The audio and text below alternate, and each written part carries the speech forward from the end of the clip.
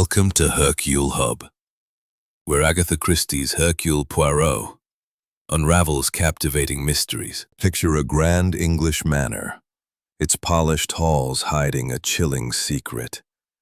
Philip Davenheim, a financier of ironclad routine, vanishes without a trace. No body, no ransom, only a cryptic star-shaped mark, a silver button, and a handkerchief marked L.M. Who was the woman in gray seen lurking in the shadows? Was Davenheim fleeing his debts, or did betrayal cut deeper? A forged passport, a hidden diary, a web of greed and loyalty. Only Hercule Poirot can unravel the truth, but as lies pile upon lies, one question burns.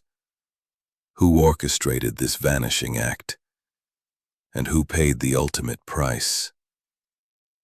Chapter 1. The Vanishing of Mr. Davenheim. In the drowsy haze of an English summer, the village of Chaddington nestled quietly beneath the rolling hills of Hertfordshire, its thatched roofs and ivy-clad cottages basking in the golden light of late June. The air carried the faint scent of honeysuckle, and the distant chime of the church clock marked the languid passage of time. At the heart of the village stood Davenheim Manor, a stately Georgian pile, its Palladian facade gleaming with an air of serene authority. Yet, beneath its calm exterior, a subtle tension simmered, like a kettle left too long on a low flame. It was here, in this seemingly tranquil setting, that the curious affair of Mr. Philip Davenheim began, a case that would soon demand the singular genius of Hercule Poirot. Captain Arthur Hastings, ever the faithful chronicler of Poirot's exploits, had arrived in Chaddington at the invitation of an old school friend, Gerald Lowen, a jovial barrister who had recently married into the Davenheim family. The manor belonged to Philip Davenheim, a financier of considerable repute, whose name was whispered in the city with a mixture of awe and unease. Davenheim was a man of 50, stern and precise, with a reputation for ruthless acumen in matters of money. His wife, Mrs. Charlotte Davenheim, was a delicate beauty of 32, known for her quiet charm and impeccable taste. The household was completed by a small circle of intimates: Miss Eleanor Price, Charlotte's spinster cousin; Mr. Victor Grayson, Davenheim's business associate; and Dr. Hugh Marlowe, a local physician and frequent guest at the manor. The staff, too, played their part. Mrs. Agnes Reed, the housekeeper, and young Tommy Baxter, the footman, moved silently through the corridors, their presence as unobtrusive as shadows. On the afternoon of June 24th, 1925, name was mentioned, or the sharp glance Victor Grayson cast at Eleanor Price when she spoke of the family's recent trip to London. The atmosphere was polite, but beneath the surface, currents of unease rippled. "Really, Hastings," Gerald was saying, his ruddy face alight with enthusiasm, "you must try the trout fishing here. The river's teeming with them. Philip swears by it. Says it clears the mind after a week in the city." "Does Mr. Davenheim often come to Chaddington?" Hastings asked, stirring his tea.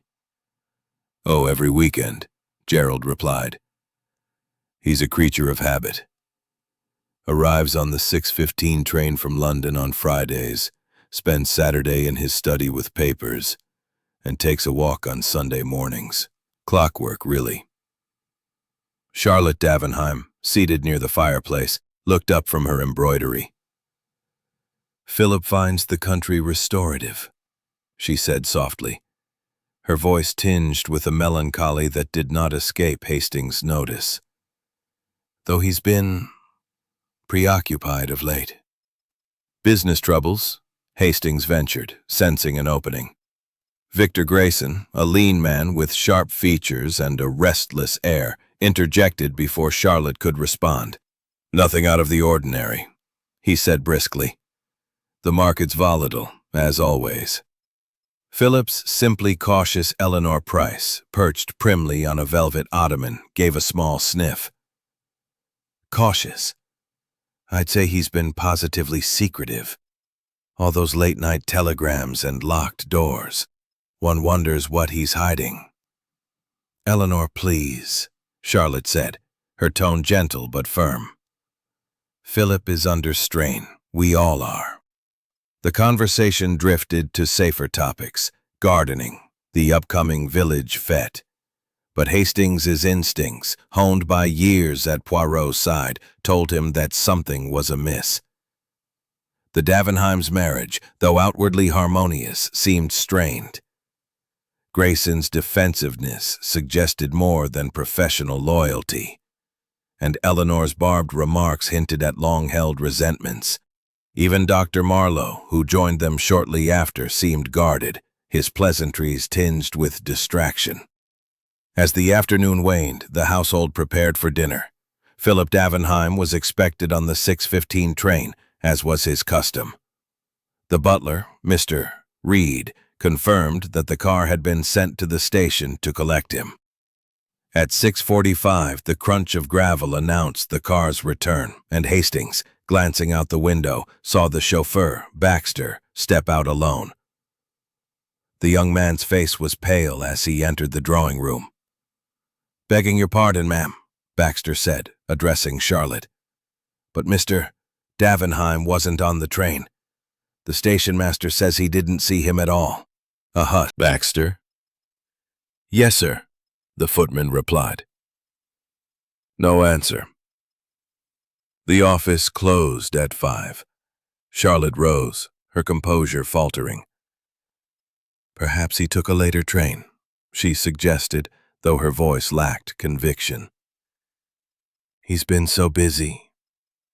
Grayson stood abruptly. "I'll drive to the station myself." There must be some mistake, but there was no mistake. By 9 p.m., inquiries confirmed that Philip Davenheim had not been seen at the station, nor had he boarded any train from London. His office reported that he had left at 4:30 p.m., telling his secretary he was heading directly to Chaddington. Telegrams to his London club and known associates yielded nothing. The man had simply vanished. As the household grappled with this unsettling news, Hastings felt a familiar stir of excitement. This was precisely the sort of puzzle that would intrigue his friend Hercule Poirot. Excusing himself, he slipped away to the village post office and sent a telegram to London. "Urgent. Mysterious disappearance at Davenheim Manor, Chaddington. Request your immediate assistance. Hastings." The reply came swiftly, in Poirot's characteristic style. "Mon cher Hastings, I arrive tomorrow, 10:30 train. Prepare for the exercise of the little gray cells. Poirot."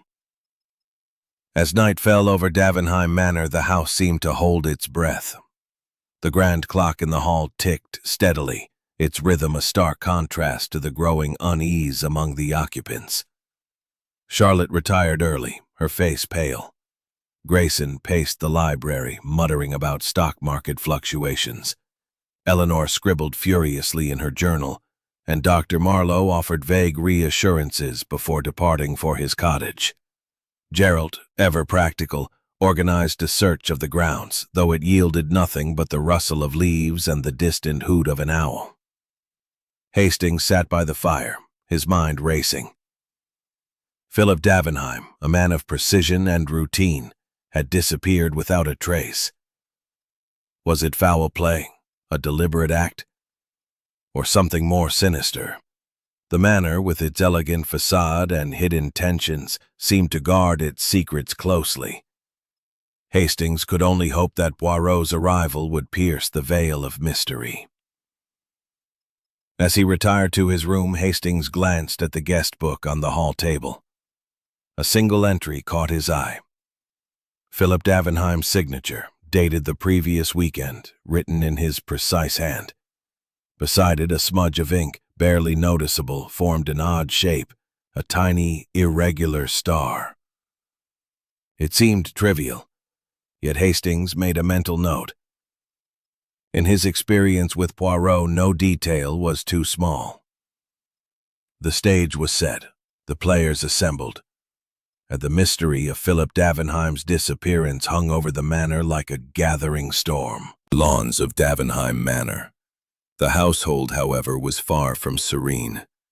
The inexplicable absence of Philip Davenheim had cast a pall over the grand estate, and the air buzzed with whispered speculations and strained silences.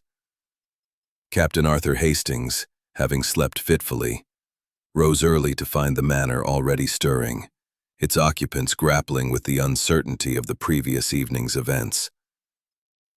In the breakfast room, the clink of porcelain and the murmur of subdued voices greeted him. Charlotte Davenheim sat at the head of the table, her delicate features drawn, her eyes fixed on an untouched plate of toast. Gerald Lowen, ever the optimist, attempted to lighten the mood with talk of the weather, but his efforts fell flat. Victor Grayson, his sharp face taut with agitation, sipped his coffee in silence, while Eleanor Price, her thin lips pursed, scribbled notes in a small leather-bound book. Dr. Hugh Marlowe, who had returned to the manor at Gerald's insistence, offered a strained smile as he buttered a scone. The housekeeper, Mrs. Agnes Reed, moved quietly, her expression one of practiced neutrality, while Tommy Baxter, the footman, hovered near the door, his youthful face marked by unease. Hastings, sensitive to the undercurrents, took his seat and glanced at the clock. 9:45 a.m. Hercule Poirot's train was due in less than an hour. The thought of his friend's arrival brought a flicker of reassurance, for Poirot's methodical mind had unraveled far knottier mysteries than this. Yet, as Hastings observed the assembled company, he could not shake the feeling that the truth lay buried beneath layers of decorum and deception. "Any news from the station?" Charlotte asked, her voice barely above a whisper. Gerald shook his head. "None, my dear. I telephoned at dawn. No sign of Philip on any of the late trains, and his office remains silent. It's dashed peculiar." "Peculiar?" Eleanor snapped, her pen pausing. "It's suspicious, Gerald. A man like Philip doesn't simply vanish. He's either run off or something worse." "Eleanor, please," Charlotte said, her hands trembling slightly. "We mustn't jump to conclusions." Grayson set his cup down with a clatter. "Eleanor's not entirely wrong," he said, his tone clipped. "Philip's been under pressure. Business matters, you know. But he's not the sort to disappear without a word. I suspect foul play." Dr. Marlowe raised an eyebrow. "Foul play? That's a strong accusation, Victor. Have you evidence?" Grayson's eyes narrowed. "Not yet. But I know Philip's enemies. The city's a brutal place, and he's made his share of rivals. Was a competent, but often hasty officer, whose reliance on tangible evidence sometimes blinded him to subtler truths." Hastings excused himself, eager to meet Japp and prepare him for Poirot's arrival. In the library, Inspector Japp stood by the fireplace, his sturdy frame and bristling mustache unmistakable. He was examining a photograph of Philip Davenheim, a stern portrait that captured the financier's piercing gaze and immaculate attire. "Hastings!" Japp exclaimed, his face breaking into a grin. "Fancy meeting you here. What's this about Davenheim vanishing? Sounds like a proper mystery." Hastings recounted the events of the previous evening, emphasizing the oddity of Davenheim's failure to board the 6:15 train. Japp listened, jotting notes in a small black book, his brow furrowed. No ransom note, no witnesses, no trace, Japp muttered. Either he's scarpered with someone's money, or he's met with trouble. I'll need to speak to the household. Before Hastings could respond, the library door opened, and Hercule Poirot entered, his small, dapper figure a stark contrast to the room's somber grandeur. His patent leather shoes gleamed, his mustache was impeccably waxed, and his green eyes sparkled with quiet confidence. "Bonjour, mon ami," Poirot said, clasping Hastings' hand. "And Inspector Japp, what a pleasure to find you both in this charming corner of England. Now, tell me of this curious disappearance." Japp, accustomed to Poirot's theatrical entrances, briefed him briskly. Poirot listened, his head tilted slightly, his fingers steepled before him. When Japp finished, Poirot nodded thoughtfully. "A man of routine, this Monsieur Davenheim," Poirot said. "And yet, he breaks his routine without warning. This is not the act of chance, mes amis. It is deliberate, precise. We must discover why Poirot requested a tour of the manor, and Hastings, Japp, and Gerald accompanied him. The house revealed little at first glance: polished floors, ancestral portraits, and neatly arranged furniture spoke of order and wealth. In Davenheim's study, however, Poirot's interest sharpened. The room was a model of precision. Books aligned perfectly, papers stacked neatly, a single fountain pen resting beside a blotter. Yet, on the desk, Poirot noticed a faint scratch, barely visible, forming a tiny star-like mark, identical to the ink smudge Hastings had seen in the guest book. "Curieux," Poirot murmured, tracing the mark with a gloved finger. A small thing, but perhaps significant. He moved to the window, which overlooked the gravel drive. "The car returned at 6:45, you say, with no station masters certain Davenheim wasn't on it. We've got men searching the line between here and London." "Bon," Poirot said. "Now I must meet the household." Each person, each gesture, each word, they will tell us what the facts alone cannot. The interviews began in the drawing room, where the occupants gathered, their faces a study in varying degrees of anxiety. Poirot, seated in a high-backed chair, exuded calm authority, his eyes darting from one face to another, missing nothing. Charlotte Davenheim spoke first, her voice soft but steady. "Philip left London at 4:30, as his secretary confirmed. He intended to catch the 6:15 train. I can't imagine why he didn't." Poirot's gaze softened. "Madame, was your husband distressed in recent days? A worry perhaps that he shared?" Charlotte hesitated, her fingers twisting a lace handkerchief. "He was distant. Business matters," he said. He didn't confide details. Grayson, next, was brusque. "Philip was fine. A bit stressed, perhaps, but nothing unusual.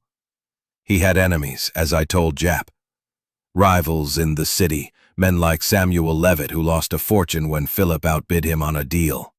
Eleanor Price's account was laced with venom. Philip was secretive, always locking his study. I heard him arguing with someone on the telephone last week, something about debts and promises. He thought I didn't notice, but I did.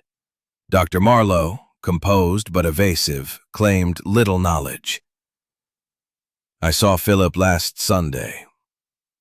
He seemed his usual self, focused, driven. I'm only a family friend, not privy to his affairs." Mrs. Reed and Baxter offered little beyond their duties. The housekeeper confirmed the household's routine, while Baxter reiterated that Davenheim had not appeared at the station. Poirot listened, his expression unreadable.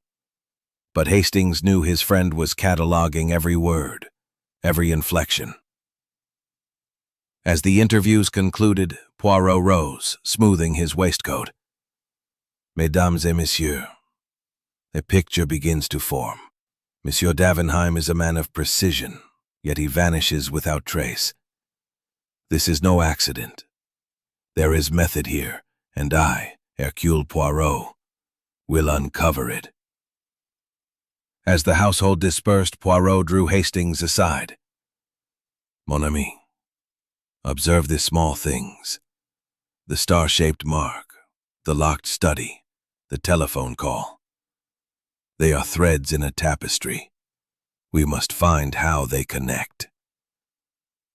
The day wore on, with Japp organizing searches and Poirot pacing the grounds, his eyes scanning the gravel, the hedges, the distant woods. By evening, no new clues had emerged, but the manor's atmosphere grew. Davenheim Manor, casting intricate patterns on the polished oak floors.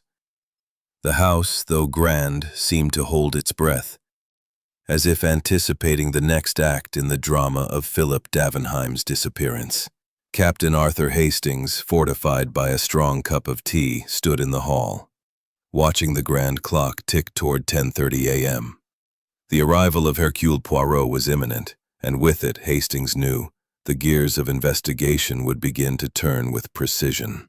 The crunch of gravel announced the arrival of a car, and through the open front door, Hastings glimpsed the unmistakable figure of Poirot stepping out.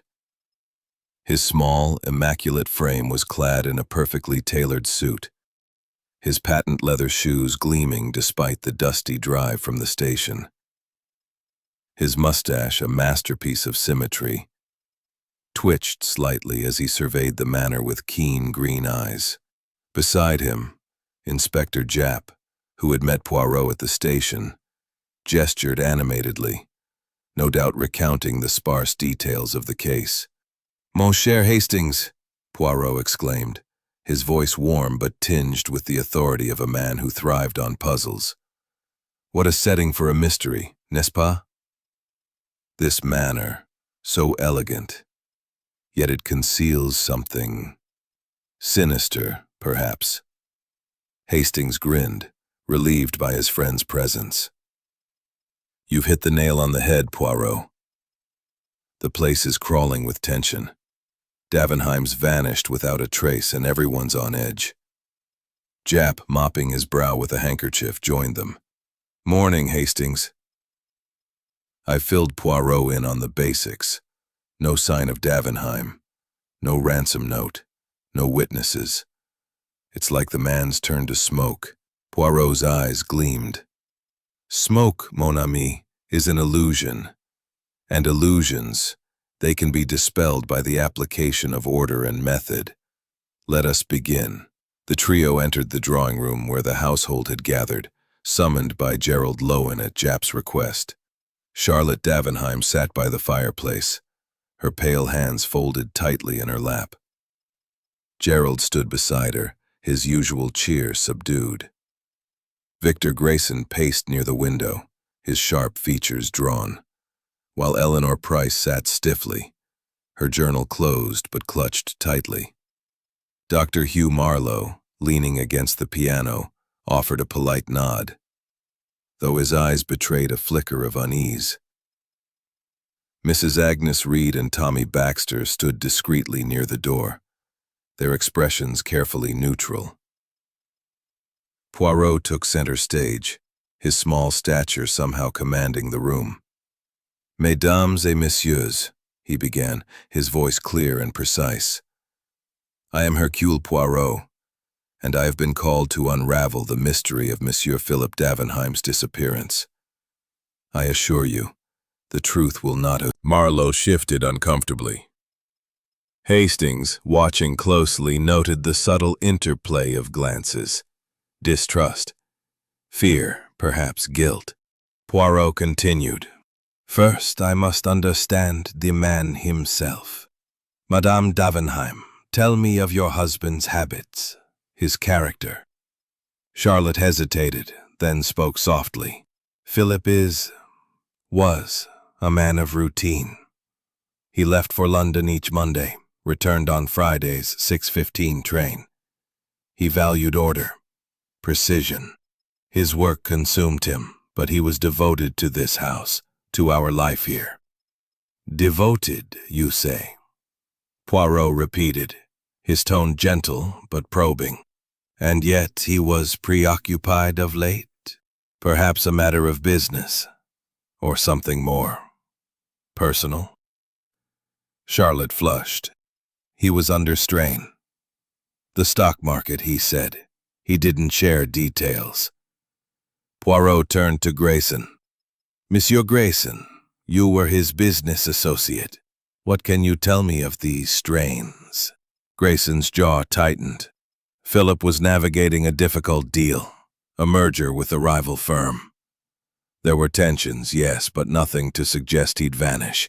He was a fighter, not a man to run. Eleanor Price gave a sharp laugh. A fighter or a schemer. Philip was always plotting something. Those late-night calls, those locked doors.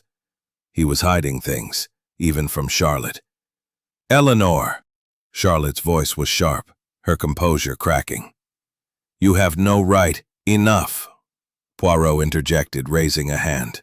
Mademoiselle Price, what did you overhear of these calls? Eleanor hesitated, then said, Only fragments. Last Sunday he was shouting about debts and no more delays. I couldn't hear the other voice. Poirot nodded, his expression unreadable. He turned to Doctor Marlowe. And you, Doctor? You saw Monsieur Davenheim recently. His health, his demeanor. How did he seem? Marlowe cleared his throat. I dined here last Sunday. Philip was his usual self, focused, a bit curt. No signs of illness. He mentioned a trip to Paris soon, for business. Paris, Poirot murmured, his eyes narrowing. Interessant. The interviews continued, with Mrs. Reed and Baxter offering little beyond confirmation of the household's routine. Baxter, however, seemed nervous, his hands fidgeting as he described the empty train platform. Poirot's questions were meticulous, circling back to times, places, and small details. The exact hour of Davenheim's departure from London, the state of his study, the last person to see him. After the interviews, Poirot requested a tour of Davenheim's study. The room was as Hastings remembered, orderly, almost a small thing, but in a room so precise, it stands out like a shout in the silent room. Japp, peering over Poirot's shoulder, grunted, Could be nothing. A careless scratch. Nothing, Inspector, is ever nothing, Poirot replied. This mark, it matches the smudge in the guest book. A coincidence? No, I think not. Poirot moved to the window, examining the latch. The study was locked when Monsieur Davenheim was not here? Yes, Gerald confirmed. He was particular about it. Only he and Mrs. Reed had keys. Poirot nodded, then turned to the filing cabinet. Inspector, have this open, s'il vous plaît. The contents may speak to us. Japp arranged for a locksmith, and within the hour the cabinet was opened. Inside were neatly labeled folders, business contracts, financial statements, and a single letter, unsealed, addressed to Davenheim in an unfamiliar hand. Poirot read it silently, his face impassive, then handed it to Japp. Meet me at the usual place, Friday, 3 p.m. No excuses, Japp read aloud. No signature. Sounds like a demand. Indeed, Poirot said. And yet Monsieur Davenheim left his office at 4:30. Did he keep this appointment, or did it lead to his disappearance? We must know more. The day progressed with Poirot moving through the manor like a conductor orchestrating a symphony, his questions probing deeper. He examined Davenheim's wardrobe, noting a missing overcoat. He studied the gravel drive, observing faint tire marks. He questioned Baxter again, pressing for details about the station. The footman, increasingly flustered, admitted to noticing a man in a dark hat loitering near the platform, but he could offer no description.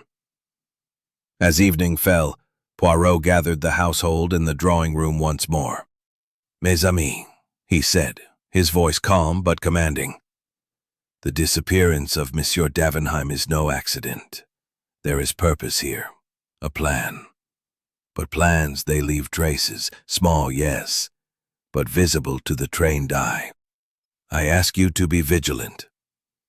If you recall anything, however trivial, you must tell me." The room was silent, save for the crackle of the fire.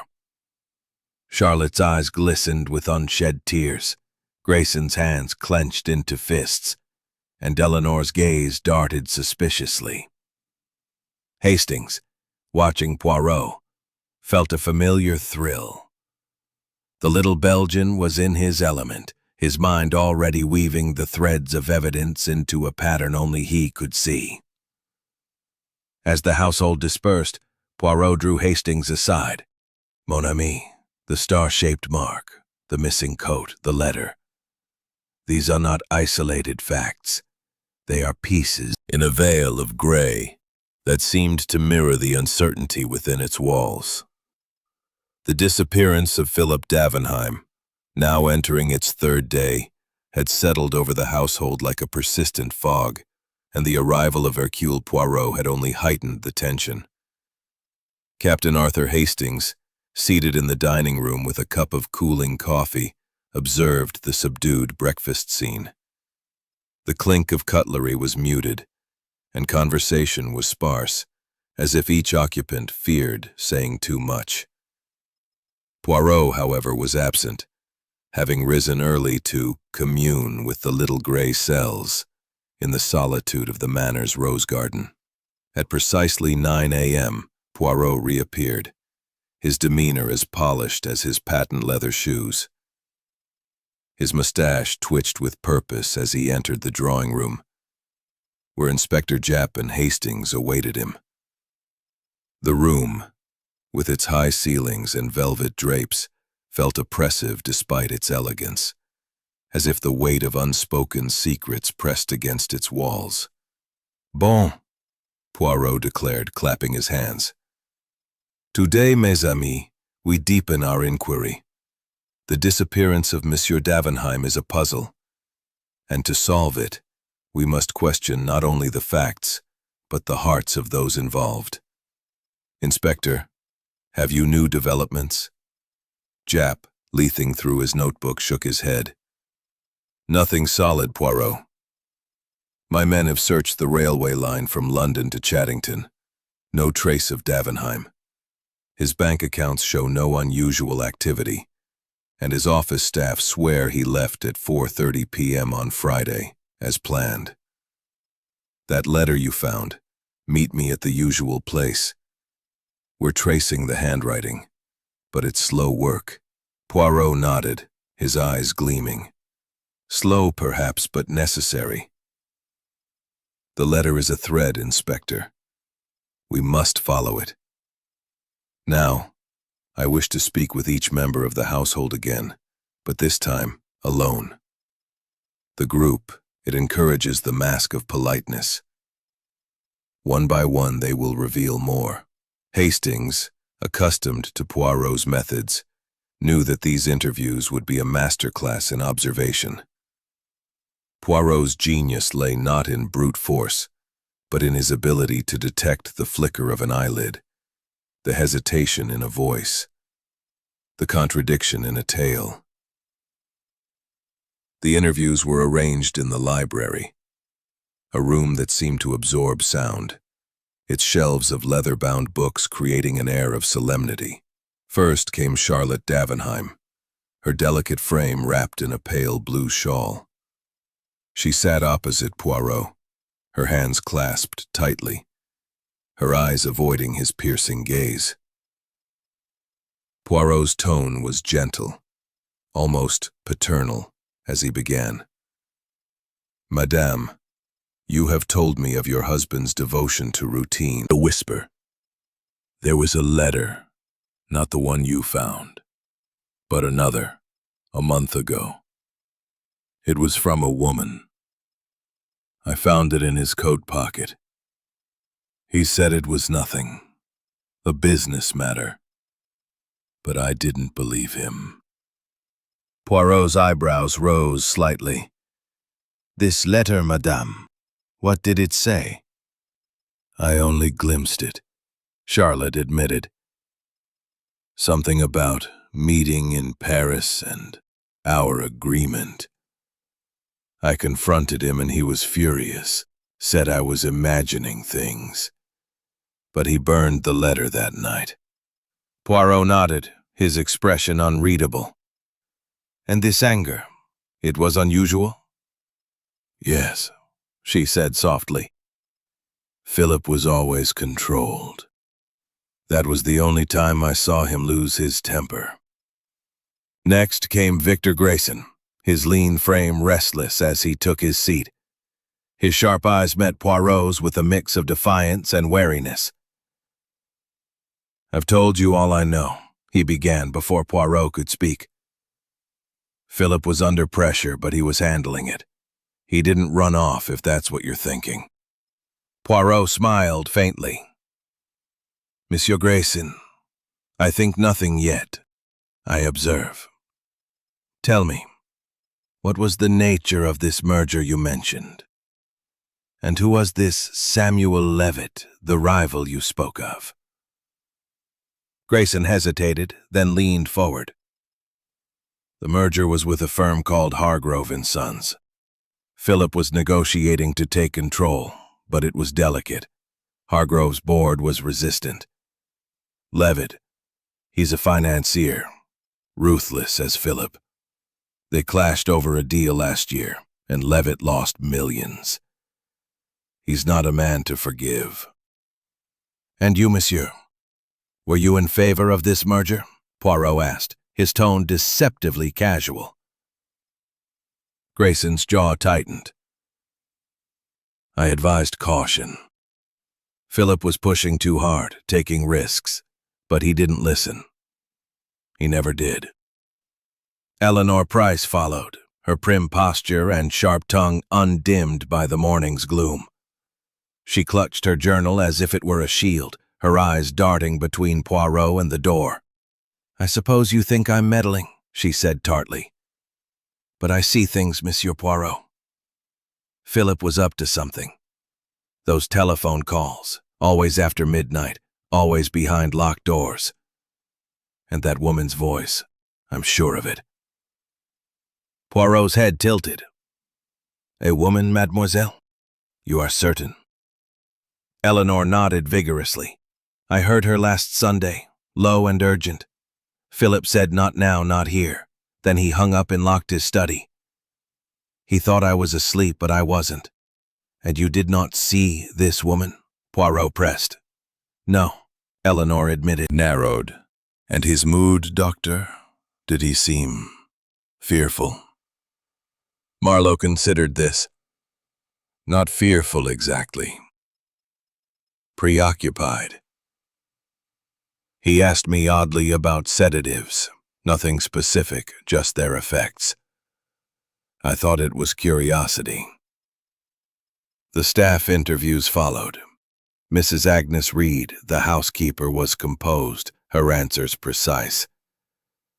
She confirmed Davenheim's habits, his insistence on locked doors, his punctual departures, his rare displays of temper. "He was a particular gentleman," she said. "Everything in its place. That's why this absence is so strange." Tommy Baxter, the footman, was less assured. His youthful face flushed under Poirot's scrutiny, and his hands twisted nervously. "I swear, sir, I went to the station at 6 o'clock like always. Mr. Davenheim wasn't there. I saw that man in the dark hat loitering by the ticket office, but he didn't speak to me. Poirot leaned forward. This man, Monsieur Baxter. Describe him. Baxter faltered. Tall, I think. Dark coat, hat pulled low. It was getting dark, sir, and I was focused on the train. As the interviews concluded, Poirot retreated to the study, inviting Hastings and Japp to join him. He stood by the desk, his fingers tracing the star-shaped scratch once more. This mark, he said softly. It is deliberate. A sign, perhaps, or a mistake. And the letter Madame Davenheim found, burned, but not forgotten. It speaks of Paris, as does Dr. Marlowe's account. Coincidence? No, mes amis. There are no coincidences in a case like this. Japp grunted. You're seeing patterns where I see dead ends, Poirot.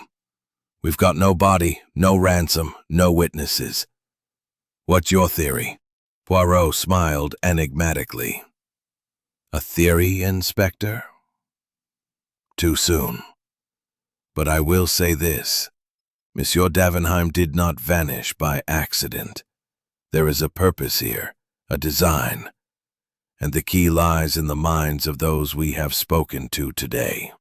As the day drew to a close, Poirot requested access to Davenheim's telephone records, which Japp promised to obtain.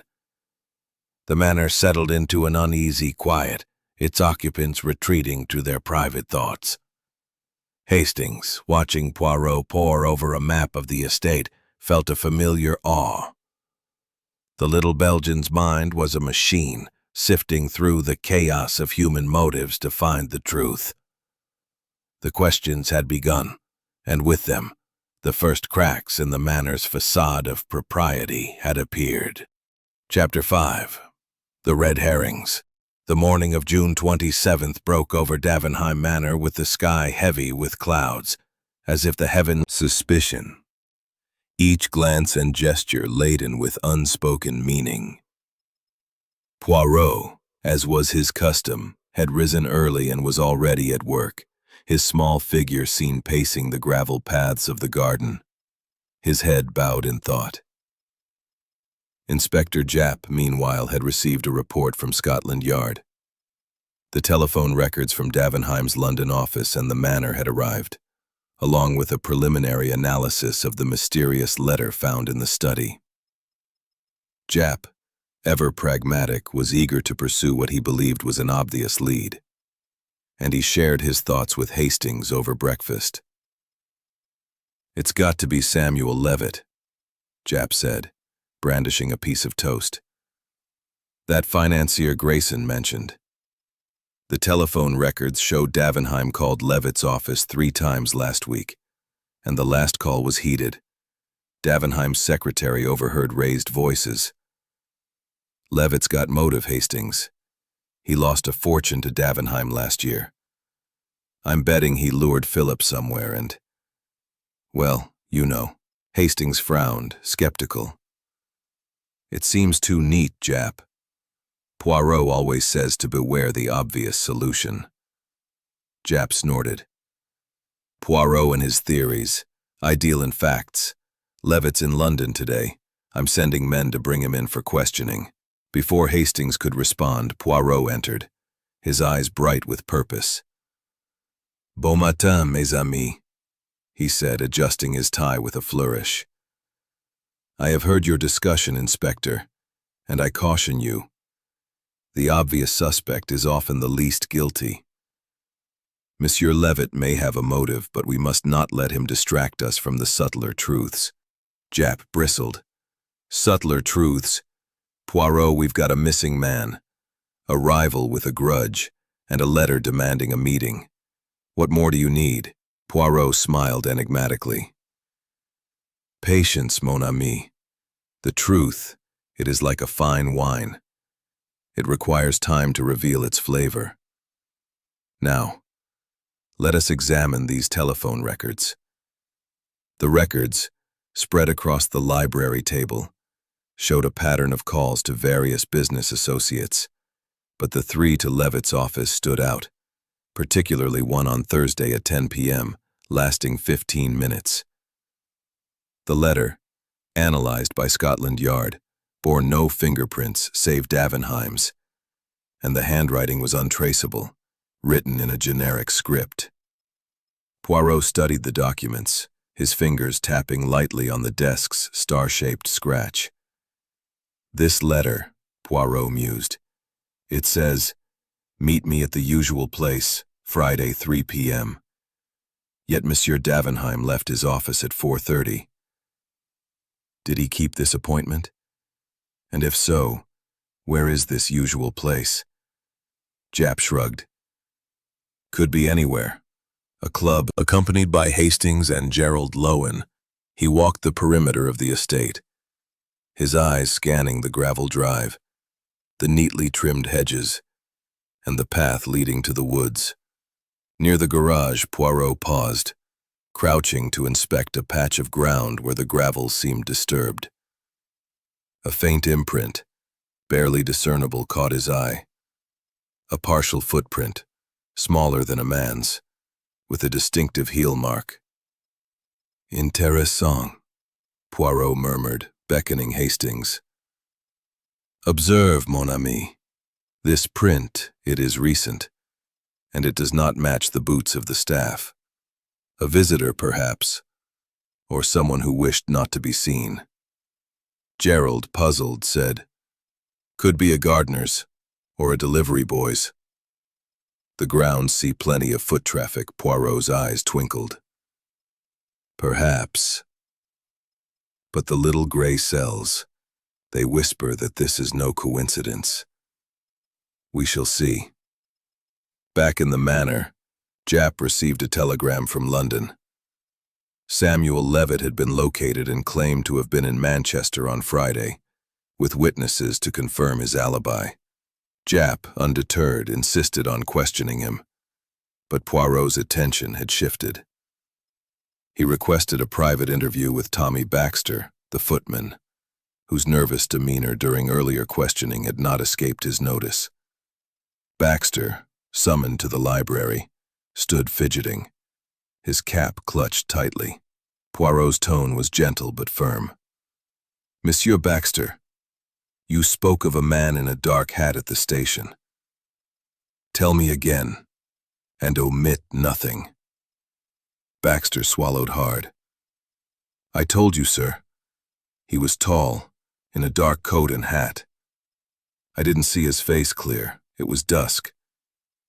He was near the ticket office, just standing there."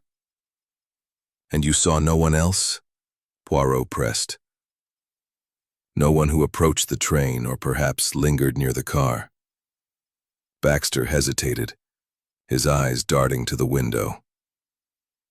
"Well, there was a woman, sir. I didn't think much of it at the time. She was on the platform in a gray coat and hat carrying a small bag. She didn't board the train, just walked off toward the village." Poirot leaned forward. "A woman, you say? Describe her." "Couldn't see much, sir," Baxter admitted. "She kept her head down. Middle-aged, maybe. Slim. That's all I got." Poirot dismissed Baxter with a nod, then turned to Hastings. "Mon ami, the plot thickens. A man in a dark hat, a woman in gray. Red herrings, perhaps, or pieces of the puzzle. We must be wary of chasing shadows." The afternoon brought another distraction. Eleanor Price, in a rare moment of openness, approached. Eleanor flushed. "I wasn't sure it mattered. But now, with Philip gone, I thought you should know." Poirot thanked her, but his expression was guarded. As Eleanor departed, he murmured to Hastings, "The woman in gray again.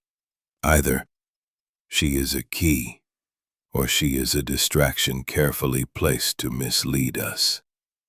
Japp, returning from a telephone call, announced that Levitt's alibi held firm. 3 witnesses placed him in Manchester at the time of Davenheim's disappearance. "Dead end," Japp grumbled, "but I'm not giving up on him." He could have hired someone. Poirot's smile was patient. "Mon cher inspector, you chased the obvious, but the truth lies in the subtle. The woman in gray, the footprint, the star-shaped mark, these are not accidents. They are signs, and I, Hercule Poirot, will read them." As evening fell, Poirot requested a detailed map of the estate and the village, which Gerald provided. He spent hours studying it, marking the station, the woods, and the manor's boundaries. Hastings, watching, sensed that Poirot was closing in on something, though what? He could not guess. The household gathered for dinner, a strained affair marked by forced pleasantries. Charlotte, pale and silent, barely touched her food. Grayson, restless, excused himself early, muttering about telegrams to send. Eleanor scribbled in her journal while Marlowe offered bland reassurances. Hastings, observing, felt the weight of Poirot's words. The truth was here, hidden in plain sight, waiting for the little Belgian's relentless logic to uncover it. As the night deepened, Poirot stood by the library window, staring into the darkness. "Mon ami," he said to Hastings, "the red herrings, they multiply. Levitt, the man in the dark hat, the woman in gray. But the little gray cells, they are not deceived. Tomorrow we will find the thread that binds these shadows together." The manor settled into an uneasy silence, its secrets pulsing beneath the surface as Poirot's mind worked tirelessly to unravel the enigma of Philip Davenheim's vanishing act. Chapter 7. More Lies Surface. The morning of June 29th draped Davenheim Manor in a restless quiet, the kind that follows days of unanswered questions and mounting suspicion. The disappearance of Philip Davenheim, now 5 days past, had woven a web of unease around the household, and the presence of Hercule Poirot, with his relentless scrutiny, seemed to tighten its strands. Captain Arthur Hastings, seated in the morning room with a newspaper he scarcely read, felt the weight of the mystery pressing upon him. The manor, with its polished elegance, seemed a stage where each occupant played a carefully crafted role. Alibi had been corroborated beyond doubt. The financier, though bitter about his past losses to Davenheim, had been in Manchester at the time of the disappearance, surrounded by witnesses. Japp's frustration was palpable, and he voiced it to Hastings over a cup of tea. "Levitt's clean, blast it," Japp grumbled, stirring his tea with unnecessary vigor. "I was sure he was our man, but now we're back to square one. No body, no ransom, no witnesses, except that shadowy woman in gray, and she's about as solid as a ghost." Hastings nodded, his thoughts drifting to Poirot's cryptic remarks about red herrings. Poirot's convinced it's all connected. The woman, the footprint, that star-shaped mark. He says there are no coincidences. Japp snorted. He would. The man sees patterns in a bowl of porridge. Still, I'll give him this. He's got a knack for sniffing out lies. As if summoned by their words, Poirot entered, his eyes bright with purpose. "Bon matin, mes amis," he said, adjusting his tie with a flourish. "The lies, Inspector. They are indeed beginning to surface like bubbles in a still pond disturbed by a stone. Today, we shall stir the waters further." Poirot's plan was to revisit the household's statements, focusing on inconsistencies that had emerged in the past day's interviews. He had requested that each occupant provide a detailed account of their movements on Friday, June 24th, the day of Davenheim's disappearance, with specific times and corroborating details. The results, delivered to the library by mid-morning, revealed a tangle of alibis that Poirot examined with the precision of a watchmaker. Charlotte Davenheim's account was meticulous. She had spent the afternoon in the drawing room, embroidering and reading, with Mrs. Reed bringing tea at 4 p.m. She claimed to have been alone until 6, when Eleanor joined her. Gerald Lowen had been in the village, meeting the vicar about the upcoming fete, from 3 to 5:30 p.m., a fact the vicar confirmed. Victor Grayson stated he was in the library, reviewing business papers, from 2 p.m. until dinner, though no one could verify this. Eleanor Price claimed to have been in her room, writing in her journal, from 3 to 6 p.m., emerging only to join Charlotte. Dr. Hugh Marlowe had been at his cottage, preparing patient notes until he arrived at the manor for dinner at 7 o'clock. Chapter 8. The Emotional Turning Point. The evening of June 29th cast a somber glow over Davenheim Manor, the setting sun painting the Georgian facade in hues of amber and shadow. The disappearance of Philip Davenheim, now in its 5th day, had frayed the nerves of the household, and the relief of order seemed to pulse with secrets, and tonight those secrets would begin to spill. Poirot, ever the orchestrator, had requested a gathering of the household after dinner, a move that Hastings recognized as a prelude to one of his friend's psychological maneuvers. Inspector Japp, though skeptical of Poirot's methods, had agreed to attend, his notebook at the ready. The library, with its towering bookshelves and heavy air, was chosen as the stage for this confrontation. As the clock struck 8, the occupants assembled. Charlotte Davenheim, pale and composed. Gerald Lowen, his usual cheer subdued. Victor Grayson, restless and sharp-eyed. Eleanor Price, clutching her journal like a talisman, and Dr. Hugh Marlowe, his calm demeanor tinged with unease. Mrs. Agnes Reed and Tommy Baxter stood near the door, their presence almost spectral in the dim light. Poirot stood before the fireplace, his small figure commanding the room with an authority that belied his stature. His mustache was immaculate, his eyes sharp as they swept over the assembled faces. "Mesdames et messieurs," he began, his voice clear and measured. "We are gathered to discuss the disappearance of Monsieur Philip Davenheim, a man of precision whose absence defies his nature. I have listened to your accounts, observed your actions, and noted the small inconsistencies that betray the heart. Tonight, I ask for truth." A murmur rippled through the room. Charlotte's hands tightened in her lap, and Grayson's jaw clenched. Eleanor's eyes narrowed, while Marlowe shifted uncomfortably.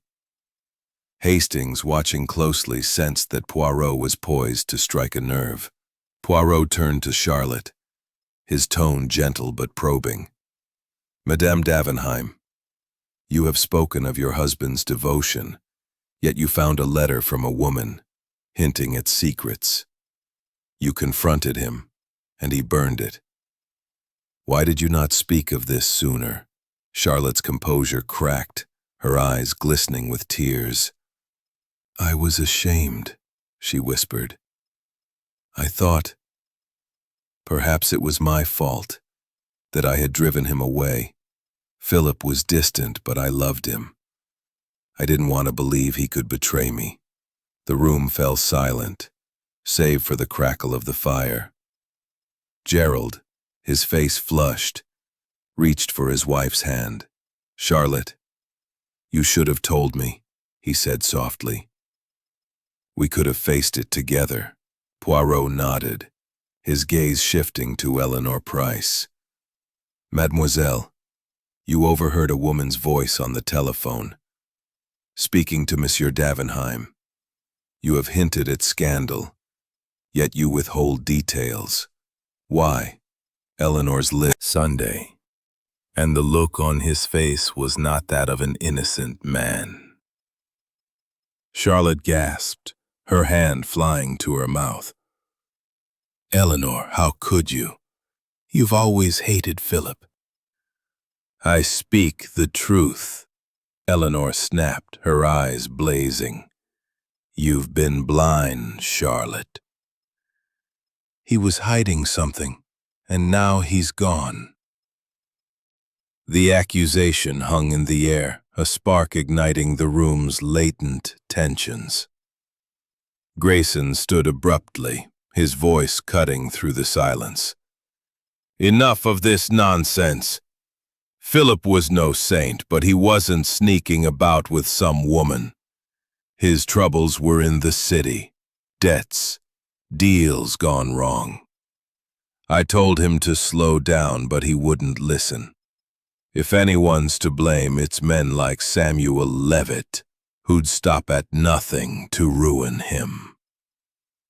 Poirot raised a hand, his calm restoring order.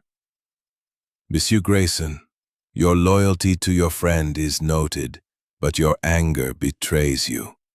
You speak of debts. What debts? Grayson hesitated, his eyes darting to Charlotte. Business debts, he said finally. Philip borrowed heavily to fund the Hargrove merger. It was a gamble, and it was failing. He was desperate to keep it quiet. Charlotte's tears spilled over. Why didn't he tell me? She cried. I could have helped, sold my jewels, anything. Poirot's gaze softened, but his voice remained firm. Madam, your husband's silence was his choice. Perhaps to protect you. Perhaps to protect himself. But let us turn to another matter. The woman in gray seen by Mademoiselle Price and Monsieur Baxter. Who is she? The question hung in the air unanswered. Dr. Marlowe cleared his throat, his voice measured. Monsieur Poirot, I've said all I know. Philip was tense, but I saw no woman, no stranger. Perhaps this woman in gray is a fiction, a misunderstanding. Poirot's eyes gleamed. A fiction, Docteur? No, I think not. The footprint near the garage, the woman at the station, these are not fictions. They are threads in a tapestry, and I will weave them together. At that moment, Mrs. Reed, who had remained silent, stepped forward, her face pale. Monsieur Poirot, she said, her voice trembling, I must speak. I didn't want to, but I saw something on Friday, before Mr. Davenheim was expected. I was in the kitchen preparing tea when I looked out the window. But with all this talk of a woman in gray, I couldn't keep silent. Poirot nodded, his expression unreadable. Merci, madame. Your courage has brought us closer to the truth. Now, I ask you all to reflect. The lies, they crumble. The secrets, they surface. If there is more to tell, now is the time. The gathering dispersed, the occupants retreating with haunted expressions. Charlotte, supported by Gerald, retired to her room, her sobs echoing down the hall. Grayson stormed out, muttering about business calls. Eleanor retrieved her journal, her face a mask of defiance. Marlowe offered a curt goodnight, while Mrs. Reed and Baxter slipped away silently. Hastings, alone with Poirot and Japp, felt the weight of the moment. That was a masterstroke, Poirot, he said. You've shaken them up. Mrs. Reed's confession. Do you think it's true? Poirot's eyes twinkled. True, oui, mon ami. but partial. The woman in gray is no phantom, but her role, victim, accomplice, or distraction, remains unclear. The debts, the letter, the telephone calls. These are the threads we must follow. Japp, scribbling in his notebook, looked skeptical. You're making this too complicated, Poirot. Debts and a mistress. That's motive enough for Davenheim to bolt or for someone to do him in. I'm betting on Grayson. He knows more than he's letting on. Poirot smiled enigmatically. Patience, Inspector. The truth is not a race to be won, but a puzzle to be solved. Tomorrow we examine the woods, the garage, and the station once more. The woman in gray. She has left her mark, and I, Hercule Poirot, will find it. As the manor settled into a restless night, Hastings lay awake, his mind racing. The emotional cracks in the household had widened, revealing glimpses of truth. Poirot's little gray cells were at work, and the mystery of Philip Davenheim's disappearance was teetering on the edge of revelation. Chapter 9. The Trap. The morning of June 30th dawned over Davenheim Manor, with a clarity that belied the murky tangle of secrets within its walls.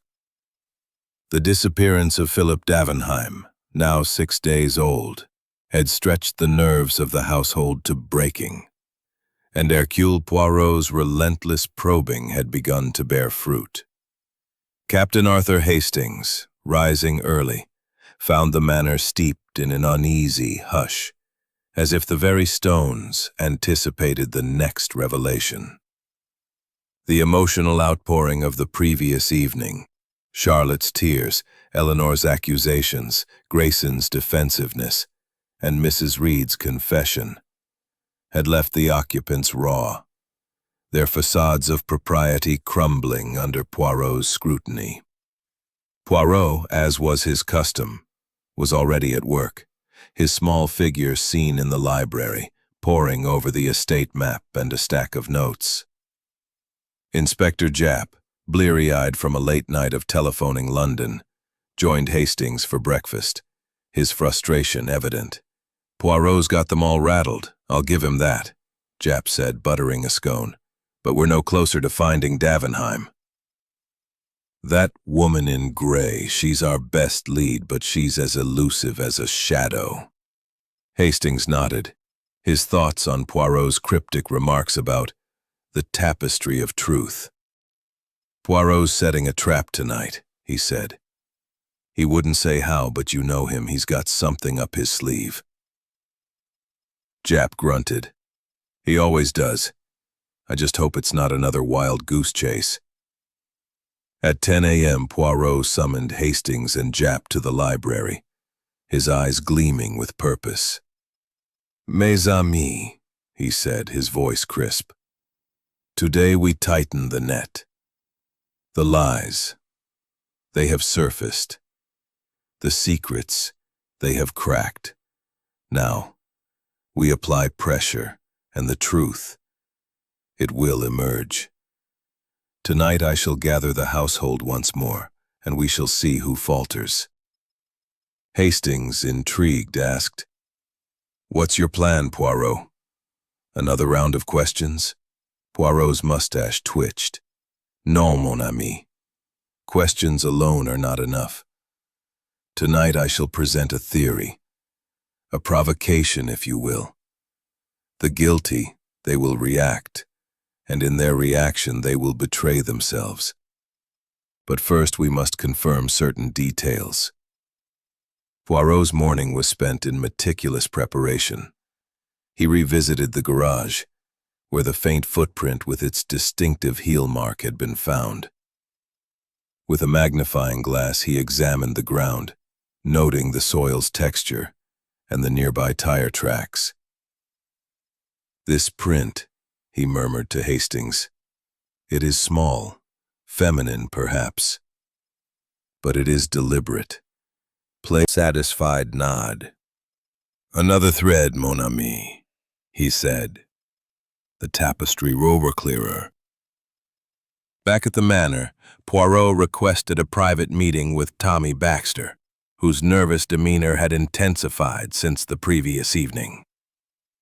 The footman, summoned to the study, stood twisting his cap, his eyes darting to the door. Poirot's tone was gentle but unyielding. "Monsieur Baxter, you saw the woman in gray at the station. You have said little, yet I sense you know more. Speak now, and do not fear." Baxter swallowed hard, his voice barely audible. I didn't want to cause trouble, sir. But the woman, she spoke to me, just for a moment. She asked if the 6:15 train was on time, then walked off toward the village. I swear that's all I know. Poirot's eyes narrowed. Her voice, monsieur, describe it. Soft, sir, cultured-like. Not local. She kept her face half hidden by her hat. Baxter hesitated, then added, "She dropped something as she walked away. A handkerchief, I think. I didn't pick it up." Poirot nodded, dismissing Baxter with a wave. To Hastings, he said, "A handkerchief, a button, a footprint. These are not accidents. They are signs left to be found. But by whom and why?" As the day progressed, Poirot's preparations grew more deliberate. He requested that Japp's men search the station platform for the handkerchief Baxter mentioned, and he spent an hour in Davenheim's study examining the locked filing cabinet once more. Among the papers, he found a ledger detailing transactions with Hargrove and Sons, marked with cryptic annotations in Davenheim's hand, SL-No, further concessions, and Paris, July 10th. Poirot's lips curved into a faint smile. The pieces, they align, mon ami. By evening, the household was summoned to the drawing room, the air thick with anticipation. Charlotte sat by the fireplace, her face pale but resolute. Gerald hovered protectively, his usual joviality replaced by concern.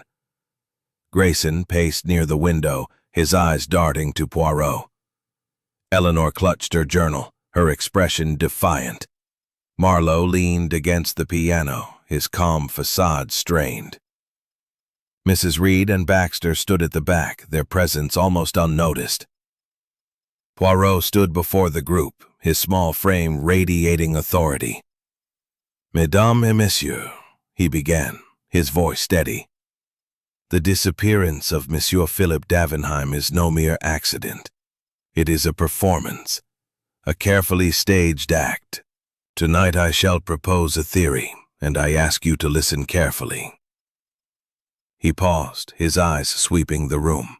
"That's impossible," she cried. "Philip would never abandon me." Grayson's voice was sharp. "Preposterous. Philip was fighting for his company, not running away. You're grasping at straws, Poirot." Eleanor's eyes gleamed with vindication. "I told you he was hiding something. A woman. A plan. It all fits." Marlowe raised a hand, his tone measured. "Monsieur Poirot, this is speculation." "You've no proof Davenheim planned to flee." Poirot's smile was enigmatic. "Proof, docteur? Not yet. But the mind, it sees what the eyes do not. Consider the clues. The star-shaped mark on the desk, the footprint by the garage, the button in the woods, the handkerchief at the station. These are not random. They are breadcrumbs leading us to the truth." He produced the silver button, holding it aloft. "This, found in the woods where Madame Reed saw the woman in gray. It is delicate, feminine. Whose coat is missing such a button?" The room fell silent, all eyes on the tiny object. Charlotte's breath caught, and Eleanor's journal slipped to the floor. Grayson's fists clenched, and Marlowe's face paled. Mrs. Reed, trembling, said, I have a gray coat, but I've not worn it in weeks. Poirot nodded. We shall examine it, madame. And the handkerchief. Perhaps it too will speak. Japp, standing by the door, whispered to Hastings. He's stirring the pot all right. Someone's going to crack, Poirot continued, his voice rising. Let us imagine another possibility. Suppose Monsieur Davenheim did not flee, but was taken. By force, by deceit. The woman in gray, an agent of his enemies, perhaps. Or suppose he lies closer than we think, hidden by those who know more than they say. The accusation hung in the air, and the room erupted. Grayson shouted, This is absurd! Eleanor accused Charlotte of naivety, and Charlotte, sobbing, fled the room, Gerald in pursuit. Marlowe called for calm, while Mrs. Reed and Baxter shrank back, wide-eyed. Poirot raised a hand, restoring order. Enough. I do not accuse, I provoke. The guilty, they will reveal themselves. Go now and reflect. The truth it cannot hide forever.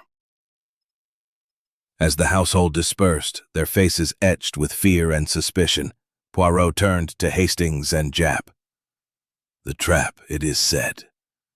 The reactions, they tell us much. Tomorrow we follow the clues, the button, the handkerchief, the ledger. The woman in gray, she is the key. And I, Hercule, had left the occupants, reeling. Captain Arthur Hastings, standing by the library window, felt the weight of anticipation. Poirot had promised a revelation, and Hastings knew his friend's penchant for the dramatic would ensure a denouement both shocking and precise. Poirot, immaculate as ever, entered the library at 9 a.m., his eyes gleaming with the quiet triumph of a man who had solved a puzzle. Inspector Japp, nursing a cup of tea, looked skeptical but expectant, his notebook open on the table. The morning's inquiries had yielded new evidence. The handkerchief Baxter mentioned had been found near the station, embroidered with the initials LM in delicate silk thread. Mrs. Reed's gray coat, examined at Poirot's request, was missing a silver button identical to the one found in the woods. These clues, combined with the ledger's cryptic notes and the star-shaped mark, had set the stage for Poirot's final act. Mes amis, Poirot began, addressing Hastings and Japp. Today we unravel the mystery of Monsieur Philip Davenheim's disappearance. The threads, the button, the handkerchief, the footprint, the letter. They form a tapestry, and I, Hercule Poirot, have seen its pattern. Tonight we gather the household, and the truth will be laid bare. Hastings, intrigued, asked, You've solved it, Poirot? You know where Davenheim is? Poirot's mustache twitched. Oui, mon ami. The little gray cells, they have worked tirelessly. The solution, it is logical, elegant, and alas, tragic. But first we must confirm one final detail. Poirot led Hastings and Japp to the woods, to the clearing where the silver button had been found. There, hidden beneath a pile of leaves, he uncovered a small, locked tin box, its surface scratched but intact. With Japp's assistance, the box was pried open, revealing a bundle of papers, a forged passport in the name of Paul Dubois, a ticket to Paris for July 10th, and a photograph of a woman in her 30s, her face partially obscured by a hat. A note in Davenheim's precise hand read, LM, all is prepared. Trust no one. Japp's eyes widened. A fake passport. Davenheim was planning to bolt. Poirot nodded. Perhaps, Inspector. Or perhaps this is what we were meant to believe. Come. We returned to the manor. The household gathered in the drawing room at 8 p.m., the air thick with tension. Charlotte Davenheim sat by the fireplace, her face pale but composed. Gerald Lowen stood beside her, his hand on her shoulder. Victor Grayson paced near the window, his sharp features taut. Philip Davenheim is a puzzle of great complexity, but the little gray cells, they do not fail. Tonight, I reveal the truth, step by step, and you will see the genius of the crime. He paused, his eyes sweeping the room. Let us begin with the facts. On Friday, June 24th, Monsieur Davenheim left his London office at 4:30 p.m., intending to catch the 6:15 train to Chaddington. He did not arrive. His car returned empty, and no trace of him was found. Yet clues emerged. A star-shaped mark on his desk, a footprint near the garage, a silver button in the woods, a handkerchief with the initials LM at the station, and a letter demanding a meeting at 3 p.m. These, mes amis, are not accidents. They are part of a design. Charlotte's breath caught, and Grayson stopped pacing. Poirot continued. First, the star-shaped mark. It appears on the desk and in the guest book, a deliberate sign.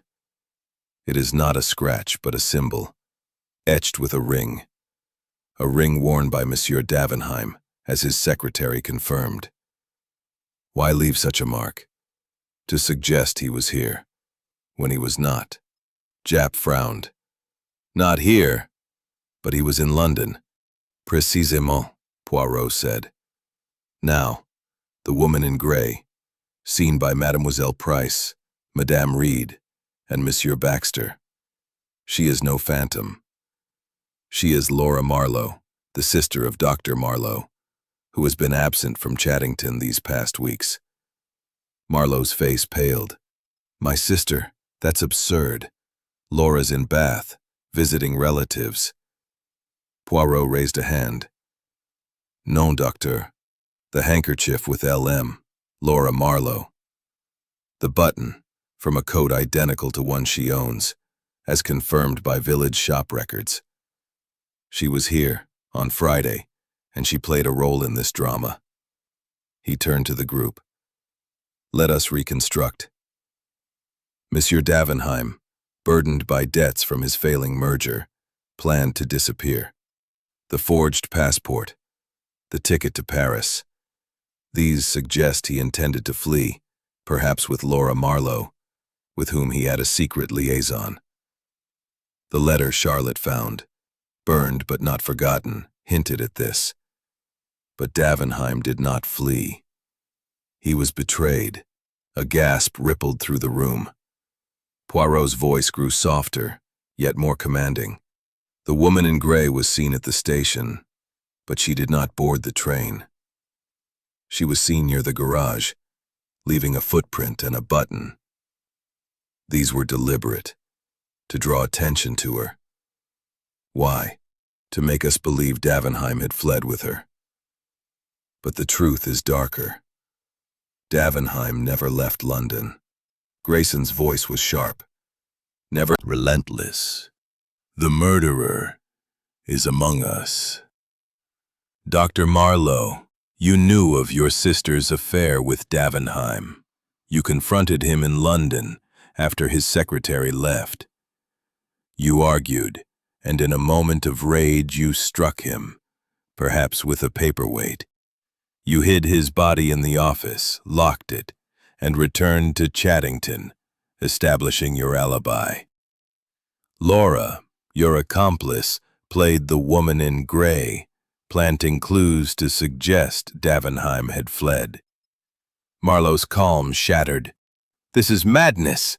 I was at my cottage, writing notes. Poirot shook his head. Non, docteur. Your patient notes, they are dated inconsistently. You were in London, and Laura, loyal to you, helped stage the deception.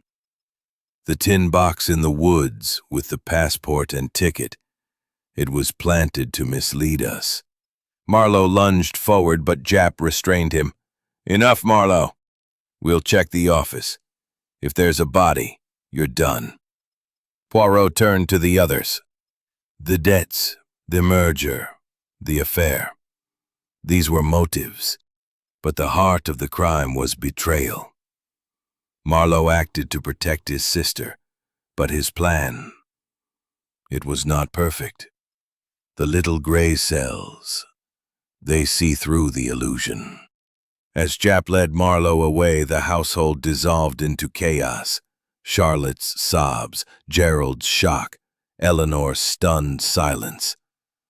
Poirot stood quietly, his work complete. To Hastings he said, "Mon ami, the truth, it is always simple, once the lies are swept away."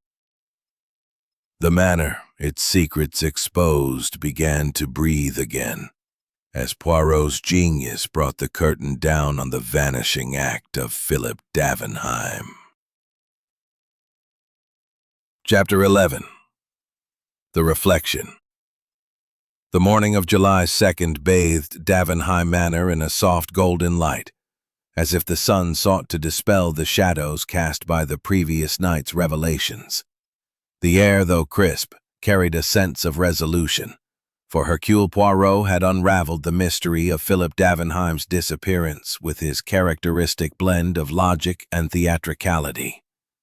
The household, however, was far from serene. The arrest of Dr. Hugh Marlowe, accused of murdering Davenheim in a fit of rage, had left the occupants reeling, their emotions a tangle of shock, grief, and relief. Captain Arthur Hastings, seated in the morning room with a cup of tea, felt the weight of the case lifting. Yet he knew that Poirot's work was not truly complete until he had reflected upon its deeper truths. Poirot, as was his custom after a case, had risen early and was found in the library, his small figure framed by the tall windows overlooking the gardens. His patent leather shoes gleamed, and his Marlowe's in custody, and my men found Davenheim's body in a locked storeroom at his London office, just as you said. Blunt force to the head, paperweight nearby. Bloodstains cleaned but not well enough. Laura Marlowe's been picked up in Bath. She's talking, confirming the affair and her role as the woman in gray. It's a tidy case, I'll give you that. Poirot inclined his head, his expression serene. Tidy, mon cher inspector? Perhaps. But the human heart, it is never tidy. It is a labyrinth of motives, desires, and fears. This case, it was not merely about a murder, but about the fragility of trust. Hastings, ever curious about Poirot's philosophy, leaned forward. You mean Marlowe's betrayal of his sister's trust or Davenheim's betrayal of Charlotte? Poirot's eyes twinkled. Both, mon ami, and more. Come, let us walk in the garden. The air, it clears the mind, and I wish to share my reflections. The trio stepped into the manor's rose garden, where the scent of blooms mingled with the freshness of the morning. Poirot walked slowly, his hands clasped behind his back, his gaze fixed on the horizon.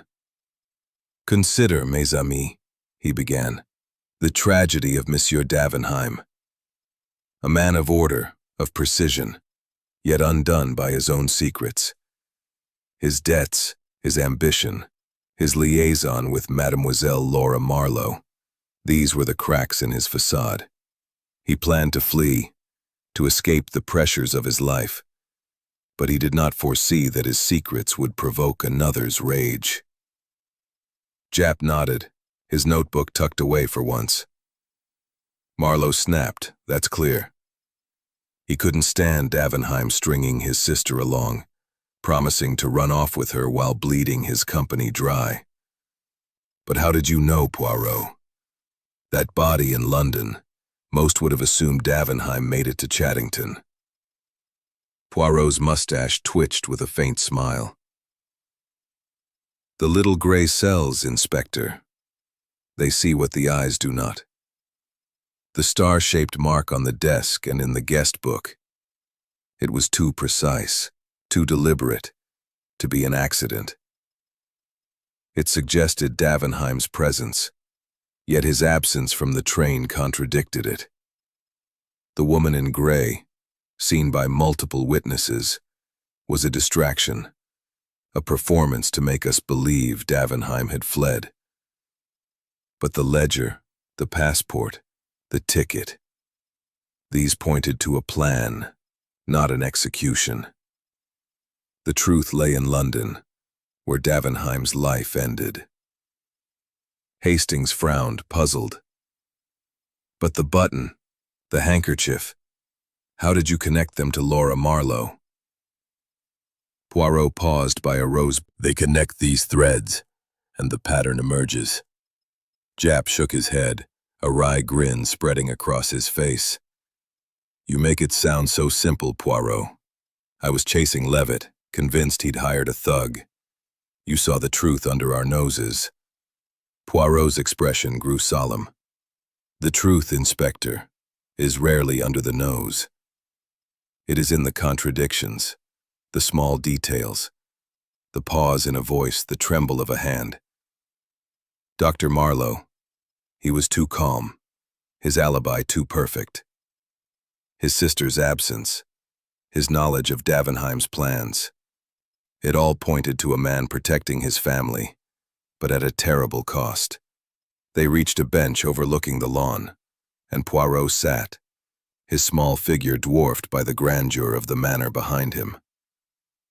This case, he continued, it reminds us of the fragility of human bonds.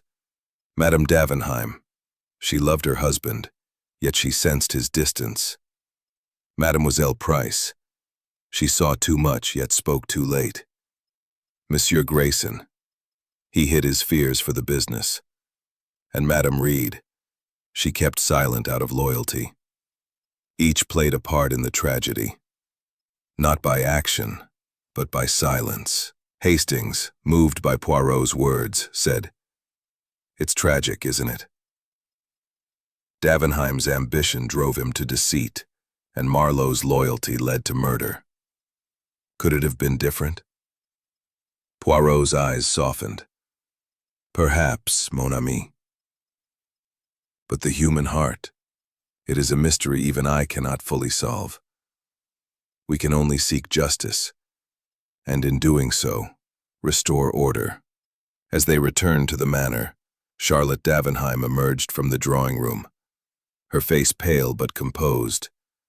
She approached Poirot, her hands clasped tightly. Monsieur Poirot, she said, her voice steady despite her grief. I must thank you. I thought Philip had abandoned me, but now I know the truth. It's painful, but it's better than uncertainty. Poirot bowed slightly. Madam, the truth, it is a bitter medicine, but it heals. You have my deepest sympathies. Charlotte nodded, tears brimming, and retreated. Gerald Lowen, who had been hovering nearby, shook Poirot's hand. You've done us a great service, Poirot. I don't know how we'll go on, but at least we know. Poirot's reply was gentle. You will go on, monsieur, because the heart, it endures. As the day progressed, Poirot and Hastings prepared to depart. Japp, called back to London to oversee Marlowe's formal charges, promised to keep Poirot informed. The manor, though still grand, seemed diminished. Its secrets laid bare. Eleanor bring order to chaos, to shine light in the darkness. That is why Hercule Poirot exists. As the train carried them back to London, Hastings reflected on the case. The star-shaped mark, the woman in gray, the hidden body. Poirot had seen through the illusion, as always, but it was his understanding of the human heart that had truly solved the mystery. The little Belgian sat quietly, his eyes closed, perhaps already contemplating the next puzzle. And Hastings, ever his faithful companion, felt a quiet pride in witnessing the genius of Hercule Poirot. Chapter 12. The Echo of Truth. The afternoon of July 3rd cast a gentle glow over the Hertfordshire countryside. The rolling hills around Chaddington bathed in the soft light of early summer. Davenheim Manor, though still grand, seemed to sag under the weight of recent events, its Palladian facade a mute witness to the tragedy that had unfolded within.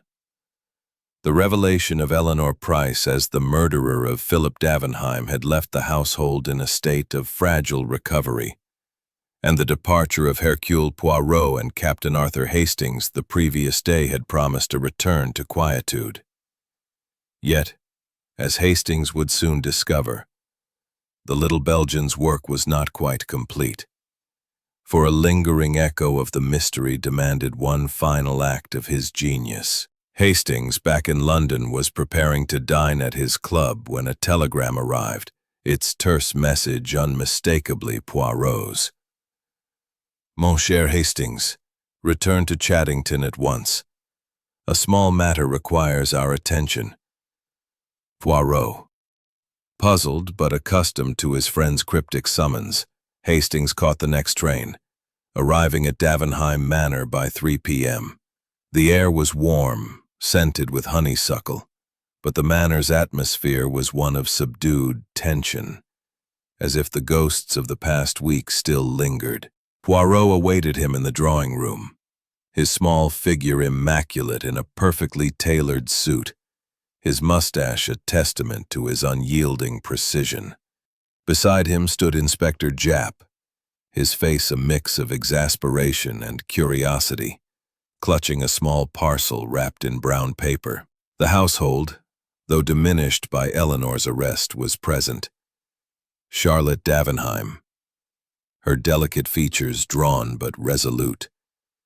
Gerald Lowen, his protective arm around her. Victor Grayson, his sharp eyes wary. And Mrs. Agnes Reed, her housekeeper's composure strained. Tommy Baxter hovered near the door, his youthful face marked by unease. Mon ami, Poirot greeted Hastings, his eyes twinkling with purpose. You are punctual as always. I regret disturbing your repose, but a detail, small yet significant. Leather-bound notebook, its pages filled with Davenheim's precise handwriting. A single sheet, tucked inside, bore a message in the same hand. To be opened only by Hercule Poirot, should my plans fail. The room stirred, Charlotte's breath catching, Grayson's jaw tightening. Intéressant, Poirot murmured, his eyes scanning the note. Monsieur Davenheim, it seems, anticipated danger. Let us see what secrets he left behind. He opened the notebook, revealing a series of entries dated over the past month. They detailed not only the financial strain of the Hargrove merger, but also a shadowy figure referred to only as C, a creditor perhaps, or a conspirator, who had pressured Davenheim with veiled threats. One entry, dated June 20th, read, C demands payment by July 1st. If I refuse, he will expose all.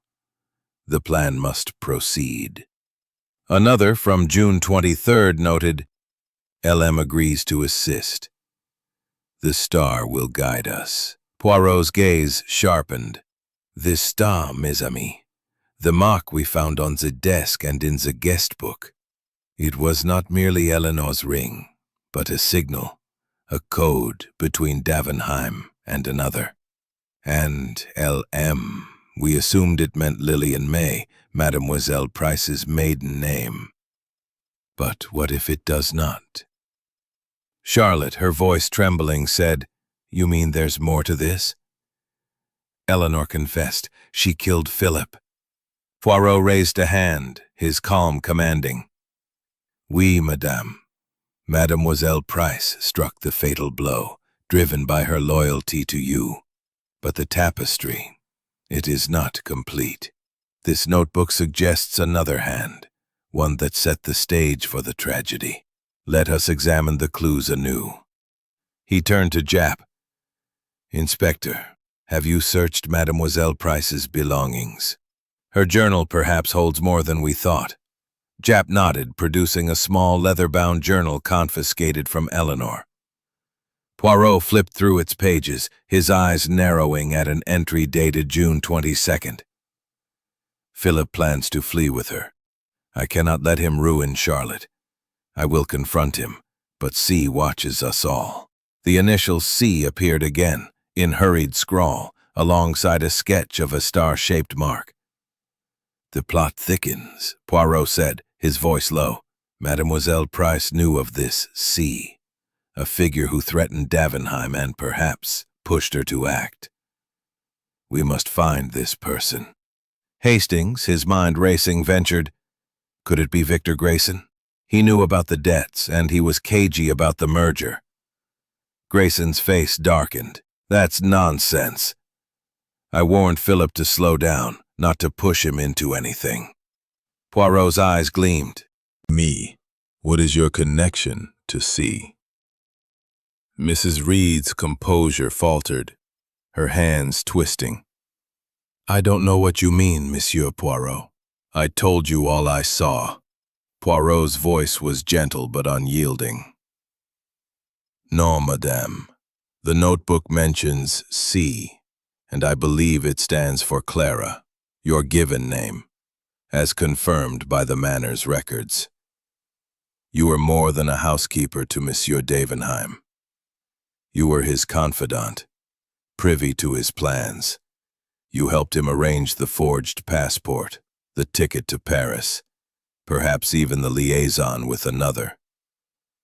But when he betrayed you, promising you a share of his escape only to exclude you, you turned to Mademoiselle Price, feeding her suspicions to provoke her act. The room gasped. Charlotte's eyes widened and Gerald's arm tightened around her. Grayson stared, stunned, while Baxter shrank back. Mrs. Reed's face crumpled, tears spilling. I didn't mean for it to happen, she cried. Philip promised me a new life, said we'd leave together after the merger failed. But he lied. He was going with someone else. I told Eleanor, thinking she'd confront him, make him stay. I didn't know she'd kill him. Poirot nodded, his expression somber. You planted the button, the handkerchief, to confuse the trail, hoping to protect yourself.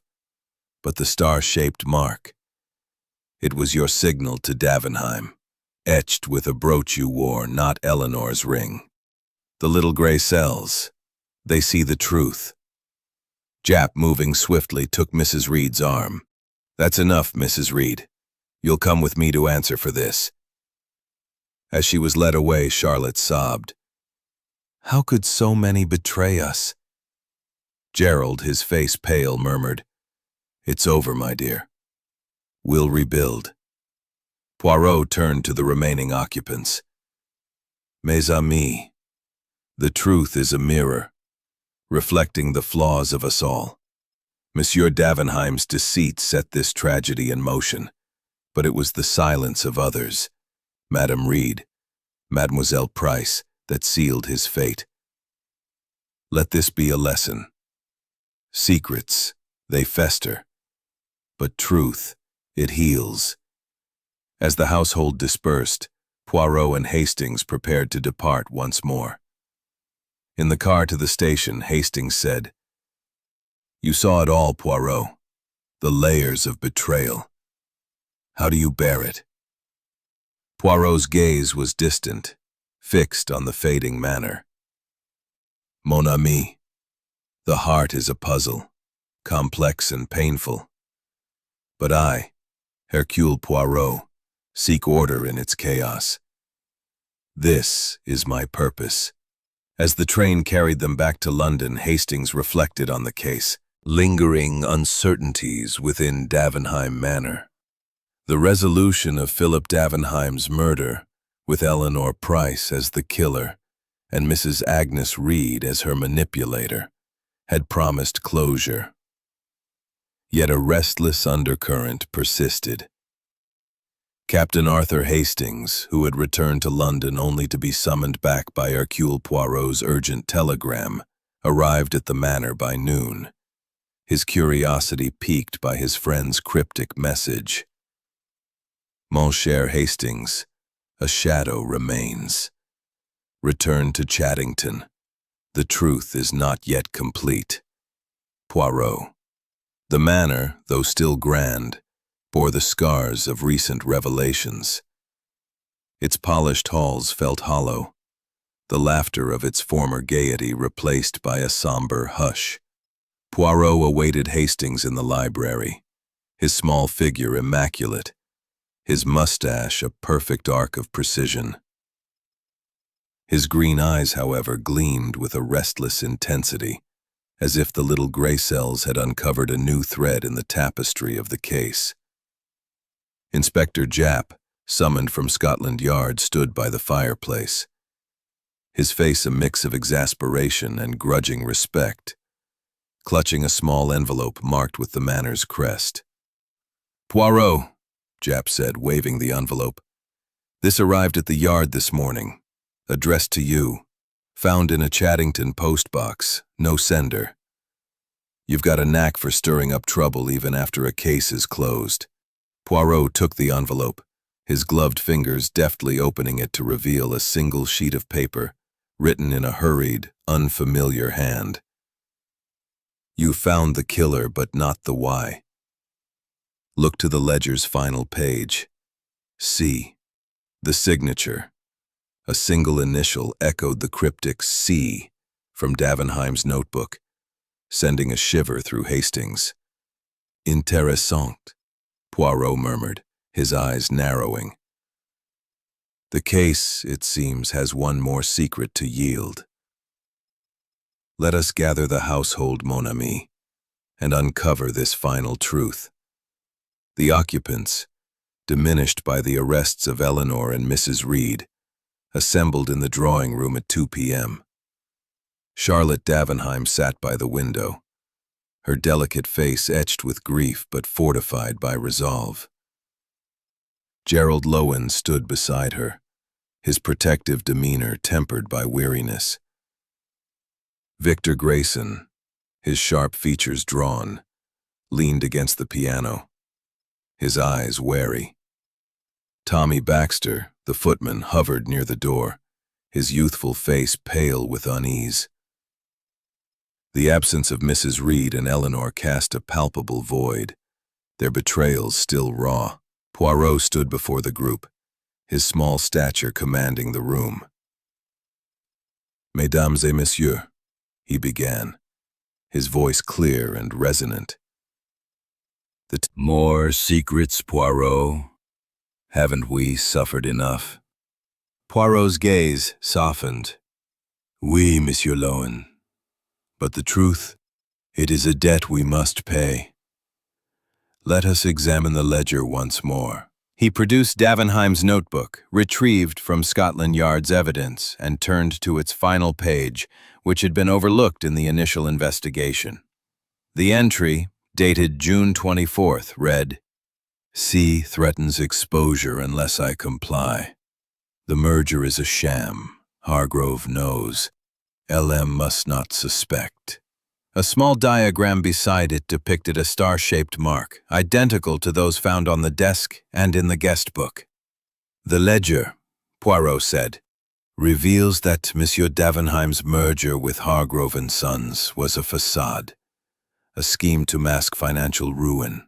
C, not Clara Reed as we thought, but another, knew this and used it to control him. But who is C?" Hastings, his mind racing, ventured, "Could it be someone outside the household? Samuel Levitt, perhaps?" Poirot shook his head. "Non, mon ami, The circle, it is closed. The answer lies here, among us. His eyes settled on Victor Grayson, whose restless pacing had stilled. Monsieur Grayson, you were Davenheim's partner, privy to his business. You spoke of his risks, but not of your own. Tell me, what is your full name? Grayson's face paled, his voice sharp. Victor Grayson, you know that Poirot's smile was enigmatic. Oui, but your middle name, monsieur. Clarence, is it not? As confirmed by your business correspondence. C for Clarence.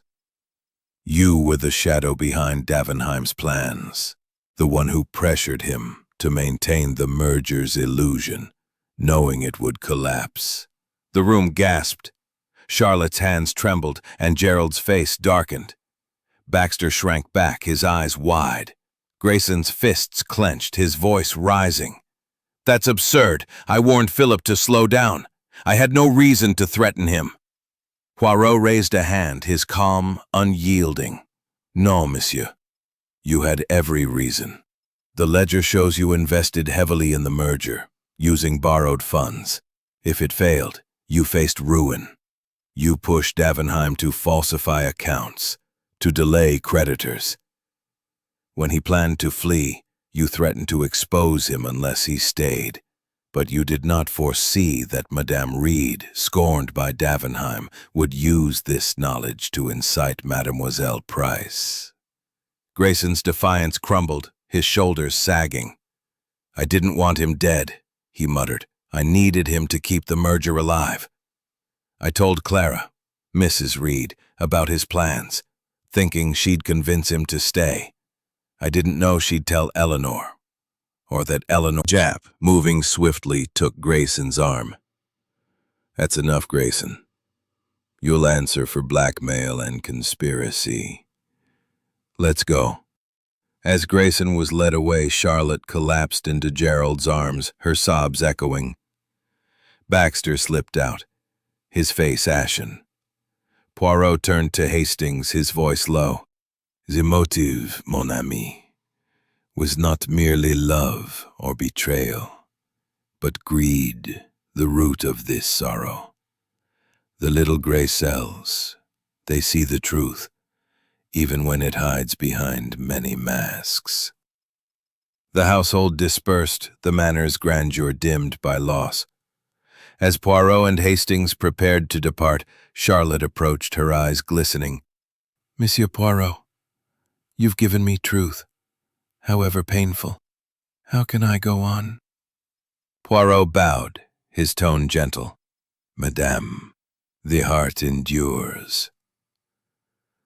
Lean on those who remain, and let time heal what truth has wounded. In the car to the station, Hastings said, This case keeps growing, Poirot. Grayson, Reed, Eleanor, all tangled in Davenheim's web. How do you see it all so clearly? Poirot's gaze was distant, fixed on the fading hills. Mon ami, the human heart is a labyrinth, but the little gray cells, they find the path. Order and method, they conquer even the darkest motives. As the train carried them back to London, Hastings reflected on the case. The star-shaped mark, the woman in gray, the hidden ledger. Poirot had peeled back the layers of deceit, revealing a tragedy of greed and loyalty. The little Belgian sat quietly, his mind already turning perhaps to the next puzzle awaiting his genius. Chapter 14. The Unseen Hand.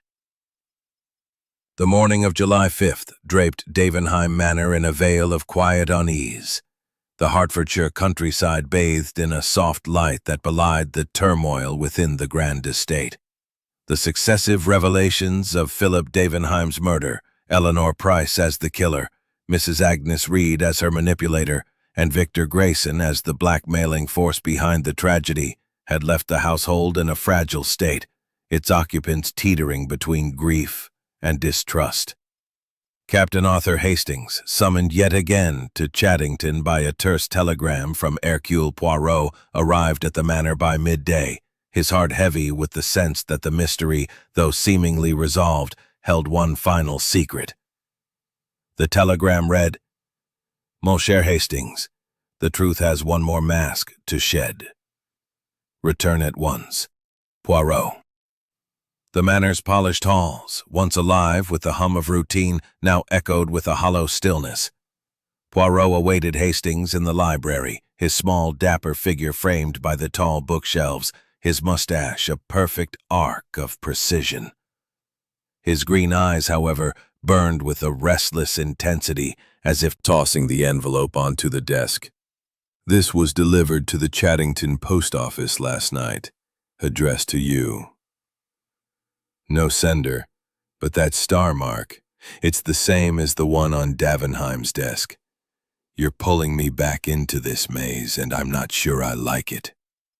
Poirot's lips curved into a faint smile as he opened the envelope, revealing a single sheet of paper.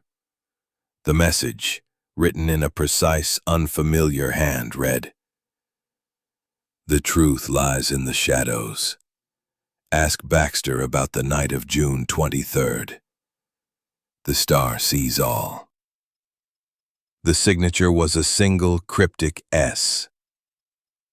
"Intéressant," Poirot murmured, his eyes gleaming. "The star, it returns, like a beacon in the darkness. Mes amis, we have uncovered the killer, the manipulator, the blackmailer. But there is an unseen hand, one that has guided this tragedy from the start. Let us summon the household." The remaining occupants gathered in the drawing room at 2 p.m., their numbers dwindled by arrests and departures.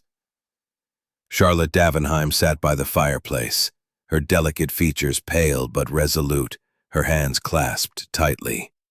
Gerald Lowen stood beside her, his protective demeanor strained by the weight of revelations. Tommy Baxter, the footman, hovered near the door, his youthful face pale and his hands fidgeting nervously. The absence of Eleanor, Mrs. Reed, and Grayson cast a heavy shadow, their betrayal still raw in the air. Poirot stood before the group, his small stature commanding the room with an effortless authority. "Mesdames et messieurs," he began, his voice clear and resonant. "The tragedy of Monsieur Philip Davenheim has revealed layers of deceit. Mademoiselle Price's fatal act, Madame Reed's manipulation, Monsieur Grayson's blackmail. Yet a question lingers, a shadow that eludes us. This letter," he held up the envelope, "points to a night before the crime and to Monsieur Baxter. Let us uncover the final truth." Charlotte's eyes widened, and Gerald's frown deepened. Baxter, trembling, stepped forward, his voice barely audible. "I've told you everything, sir. I saw the woman in gray at the station, that's all." Poirot's gaze was gentle but unyielding. "No, Monsieur Baxter. The night of June 23rd, the day before Monsieur Davenheim's disappearance, what did you see? Speak, and fear not the truth." Baxter's hands twisted his cap, his eyes darting to the floor. I didn't think it mattered, sir. That night, late, I was in the kitchen fetching water. I saw someone in the garden, near the garage, a man, not Mr. Davenheim. He was talking to a woman, the same one I saw later at the station in gray. They were whispering. He turned to the group, producing Davenheim's notebook, opened to a page dated June 23rd. "S insists on secrecy. The star will guide us to Paris." The initial S matched the letter's signature, sending a ripple of tension through the room. "S," Poirot said, "is not a stranger, but one within this circle." The star-shaped mark. It was not merely Eleanor's ring, nor Madame Reed's brooch, but a signal, a code devised by another. Let us consider Monsieur Davenheim planned to flee. His debts overwhelming, his merger a sham. Monsieur Grayson pressured him. Madame Reed betrayed him. Mademoiselle Price killed him. But who is S, the unseen hand that orchestrated the plan? Gerald's voice was sharp. You're saying there's another conspirator? After all this? Poirot nodded. Oui, Monsieur Lowen. The clues, the star, the woman in gray, the notebook, they point to a mind that planned beyond the murder. Let us examine the station once more. Accompanied by Hastings and Japp, Poirot led the way to Chaddington Station, where Baxter had seen the woman in gray. Near the ticket office, Poirot's keen eyes spotted a small, overlooked detail. A scrap of paper wedged beneath a bench, marked with the star symbol and a single word. Seraphine. The name sent a jolt through Hastings, who recalled a passing mention in Davenheim's office records, a typist named Seraphine Lyle, dismissed weeks earlier. Seraphine, Poirot murmured. The S who guided Davenheim's escape. She was the woman in gray, not Madame Reed nor Mademoiselle Price, but a shadow player, manipulating from afar. Back at the manor, Poirot requested Davenheim's office records, delivered by Japp's men. Among them was a letter of dismissal for Seraphine Lyle, dated June 1st, citing insubordination. A photograph showed a woman in her 30s, her face partially obscured by a hat, identical to the one in the tin box. Poirot's eyes gleamed. Mademoiselle Lyle, scorned by Davenheim, knew his plans. She posed as the woman in gray, planting clues to ensure his downfall, perhaps hoping to claim his wealth. Japp, stunned, said, "But she's not here. How do we find her?" Poirot's smile was enigmatic. "She is close, Inspector. The letter sent to me suggests she watches still. We shall set a trap." That evening, Poirot staged a final gathering, announcing that new evidence would clear Grayson's name. As expected, a figure was spotted near the wood, settled into silence. Its secrets finally laid bare, as Poirot prepared for his final departure. Chapter 15. The Final Curtain. The morning of July 6th broke over Davenheim Manor with a serene stillness, as if the Hertfordshire countryside sought to cradle the wounded household in its gentle embrace. The saga of Philip Davenheim's murder, unraveled through the relentless logic of Hercule Poirot, had reached its climax with the arrest of Eleanor Price, the killer driven by loyalty. Mrs. Agnes Reed, her manipulator, Victor Grayson, the blackmailer, and Seraphine Lyle, the unseen hand who orchestrated the clues that led to the tragedy. The manor, though still grand in its Palladian splendor, seemed to exhale at last, its secrets laid bare. Captain Arthur Hastings, summoned once more by Poirot's cryptic insistence, arrived at noon, his heart a mix of awe and melancholy. Sensing that this final visit would close the curtain on a case that had plumbed the depths of human frailty, Poirot awaited Hastings in the library, his small, dapper figure a beacon of order amidst the chaos of the past days. His patent leather shoes gleamed, his mustache was a masterpiece of symmetry, and his green eyes sparkled with the quiet triumph of a puzzle fully solved. Inspector Japp, ever the pragmatic counterpart, stood by the window, his rugged face softened by a rare smile of satisfaction. On the desk lay a final piece of evidence, a small locked diary, discovered in Seraphine Lyle's lodgings in London, delivered to Poirot that morning by Japp's men. Its cover bore the star-shaped mark that had haunted the case from the start.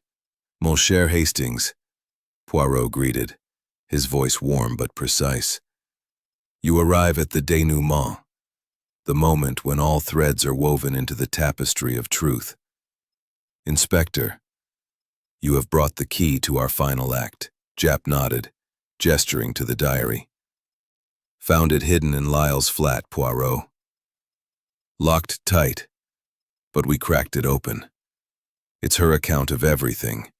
Dates, plans, even that blasted star symbol. You were right. She was pulling strings from the shadows. Poirot opened the diary, its pages filled with Seraphine's elegant script. Entries from May and June detailed her affair with Davenheim, his promises of a new life in Paris, and his eventual betrayal when he dismissed her from his office. One entry, dated June 22nd, read, "Philip thinks he can discard me, but I know his secrets. The merger's fraud, the debts. The star will mark his ruin." Another, from June 24th, noted, "I've set the stage. Button, handkerchief, box. Let them chase the woman in gray." PM. Their faces etched with the weariness of a week of revelations.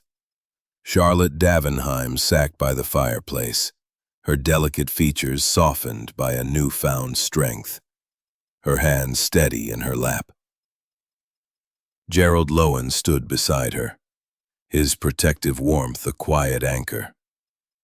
Tommy Baxter, the footman, hovered near the door, his youthful unease tempered by relief. The absence of Eleanor, Mrs. Reed, and Grayson left the room feeling vast. Yet, the weight of their actions lingered. Poirot stood before the group, his small stature commanding the silence. "Mesdames et messieurs," he began, his voice resonant with authority. "The tragedy of Monsieur Philip Davenheim has been a puzzle of many layers: greed, loyalty, betrayal. Mademoiselle Eleanor Price struck the fatal blow, driven by devotion to Madame Davenheim. Madame Clara Reed manipulated her, stung by her own betrayal. Monsieur Victor Grayson, as C, blackmailed Davenheim to preserve a failing merger. And Mademoiselle Seraphine Lyle, as S, wove the web of clues: the star-shaped mark, the silver button, the handkerchief with LM, the forged passport, to ensure his downfall. Today, I, Hercule Poirot, bring you the final truth." Charlotte's eyes glistened, but her voice was steady. "Is there more, Monsieur Poirot? Haven't we uncovered all there is?" Poirot's gaze softened. "Almost, madam, but the heart of this case lies not in the crime, but in its ripples. Let us retrace the path." He held up Seraphine's diary, its star-shaped mark gleaming in the light. Mademoiselle Lyle, dismissed by Davenheim, knew his plan to flee with a forged identity. She posed as the woman in gray, planting the button from Madame Reed's coat, the handkerchief with her own initials, mistaken for Lillian May, Mademoiselle Price's maiden name, and the tin box in the woods, to suggest an accomplice. Her goal was to expose Davenheim, to ruin him before he could escape.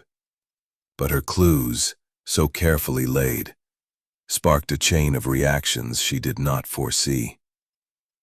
Gerald frowned. "You mean she didn't intend for Philip to die?" Poirot nodded. "Précisément, Monsieur Lowen. Seraphine's revenge was financial, reputational. She whispered to Madame Reed of Davenheim's plans, knowing her resentment would stir action. Madame Reed, in turn, confided in Mademoiselle Price, whose loyalty to Madame Davenheim became a fatal spark, and Monsieur Grayson, pressuring Davenheim to maintain the merger's facade, ensured the tension that drove all to Davenheim, left its own mark in her rage. The little gray cells, they saw the pattern. A symbol passed from hand to hand, binding each conspirator. Japp, leaning forward, said, "And the body in London? How'd you know it was never meant to leave?" Poirot's eyes gleamed. "The train, Inspector. It was the key. Monsieur Baxter's account, the woman in gray, the empty car. All suggested Davenheim never reached Chaddington. The ledger, the diary, the star, they pointed to London, where Mademoiselle Price confronted and killed him, guided by Madame Reed's whispers and Seraphine's clues. The storeroom, locked and overlooked, was the final hiding place. Charlotte rose, her voice soft but firm. "Monsieur Poirot, you've given us truth, however painful. I thought Philip abandoned me, but now I see he was lost to us all long before he died. How do I move forward?" Poirot bowed, his tone gentle. "Madame, you are strong, and with Monsieur Lowen's support, you will rebuild. The truth, it wounds, but it also frees. Let it guide you to peace." Gerald shook Poirot's hand, his eyes grateful. "You've done more than solve a crime, Poirot. You've given us a path." Baxter, lingering by the door, offered a shy nod. "Thank you, sir. I was scared to speak, but you made it right." As the household dispersed, Poirot and Hastings prepared for their final departure. Japp, heading to London to finalize the case, clapped Poirot's shoulder. "You're a marvel, Poirot. 4 culprits, 1 crime. Never seen anything like it." Poirot smiled faintly. "Merci, Inspector. But it is not the number, but the motives. Greed, love, betrayal, that make this case a tragedy." In the car to the station, Hastings turned to Poirot. "This one was different, wasn't it? So many layers, so much pain. Does it ever tire you, Poirot?" Poirot's gaze was distant, fixed on the fading manor. "Oui, mon ami. The heart is a labyrinth, and each case it takes a piece of mine. But the little gray cells, they seek order, and in that I find purpose." As the train carried them back to London, Hastings reflected on the case. The star-shaped mark, the woman in gray, the hidden diary. Poirot had unraveled a web of deceit, exposing the fragile threads of human nature.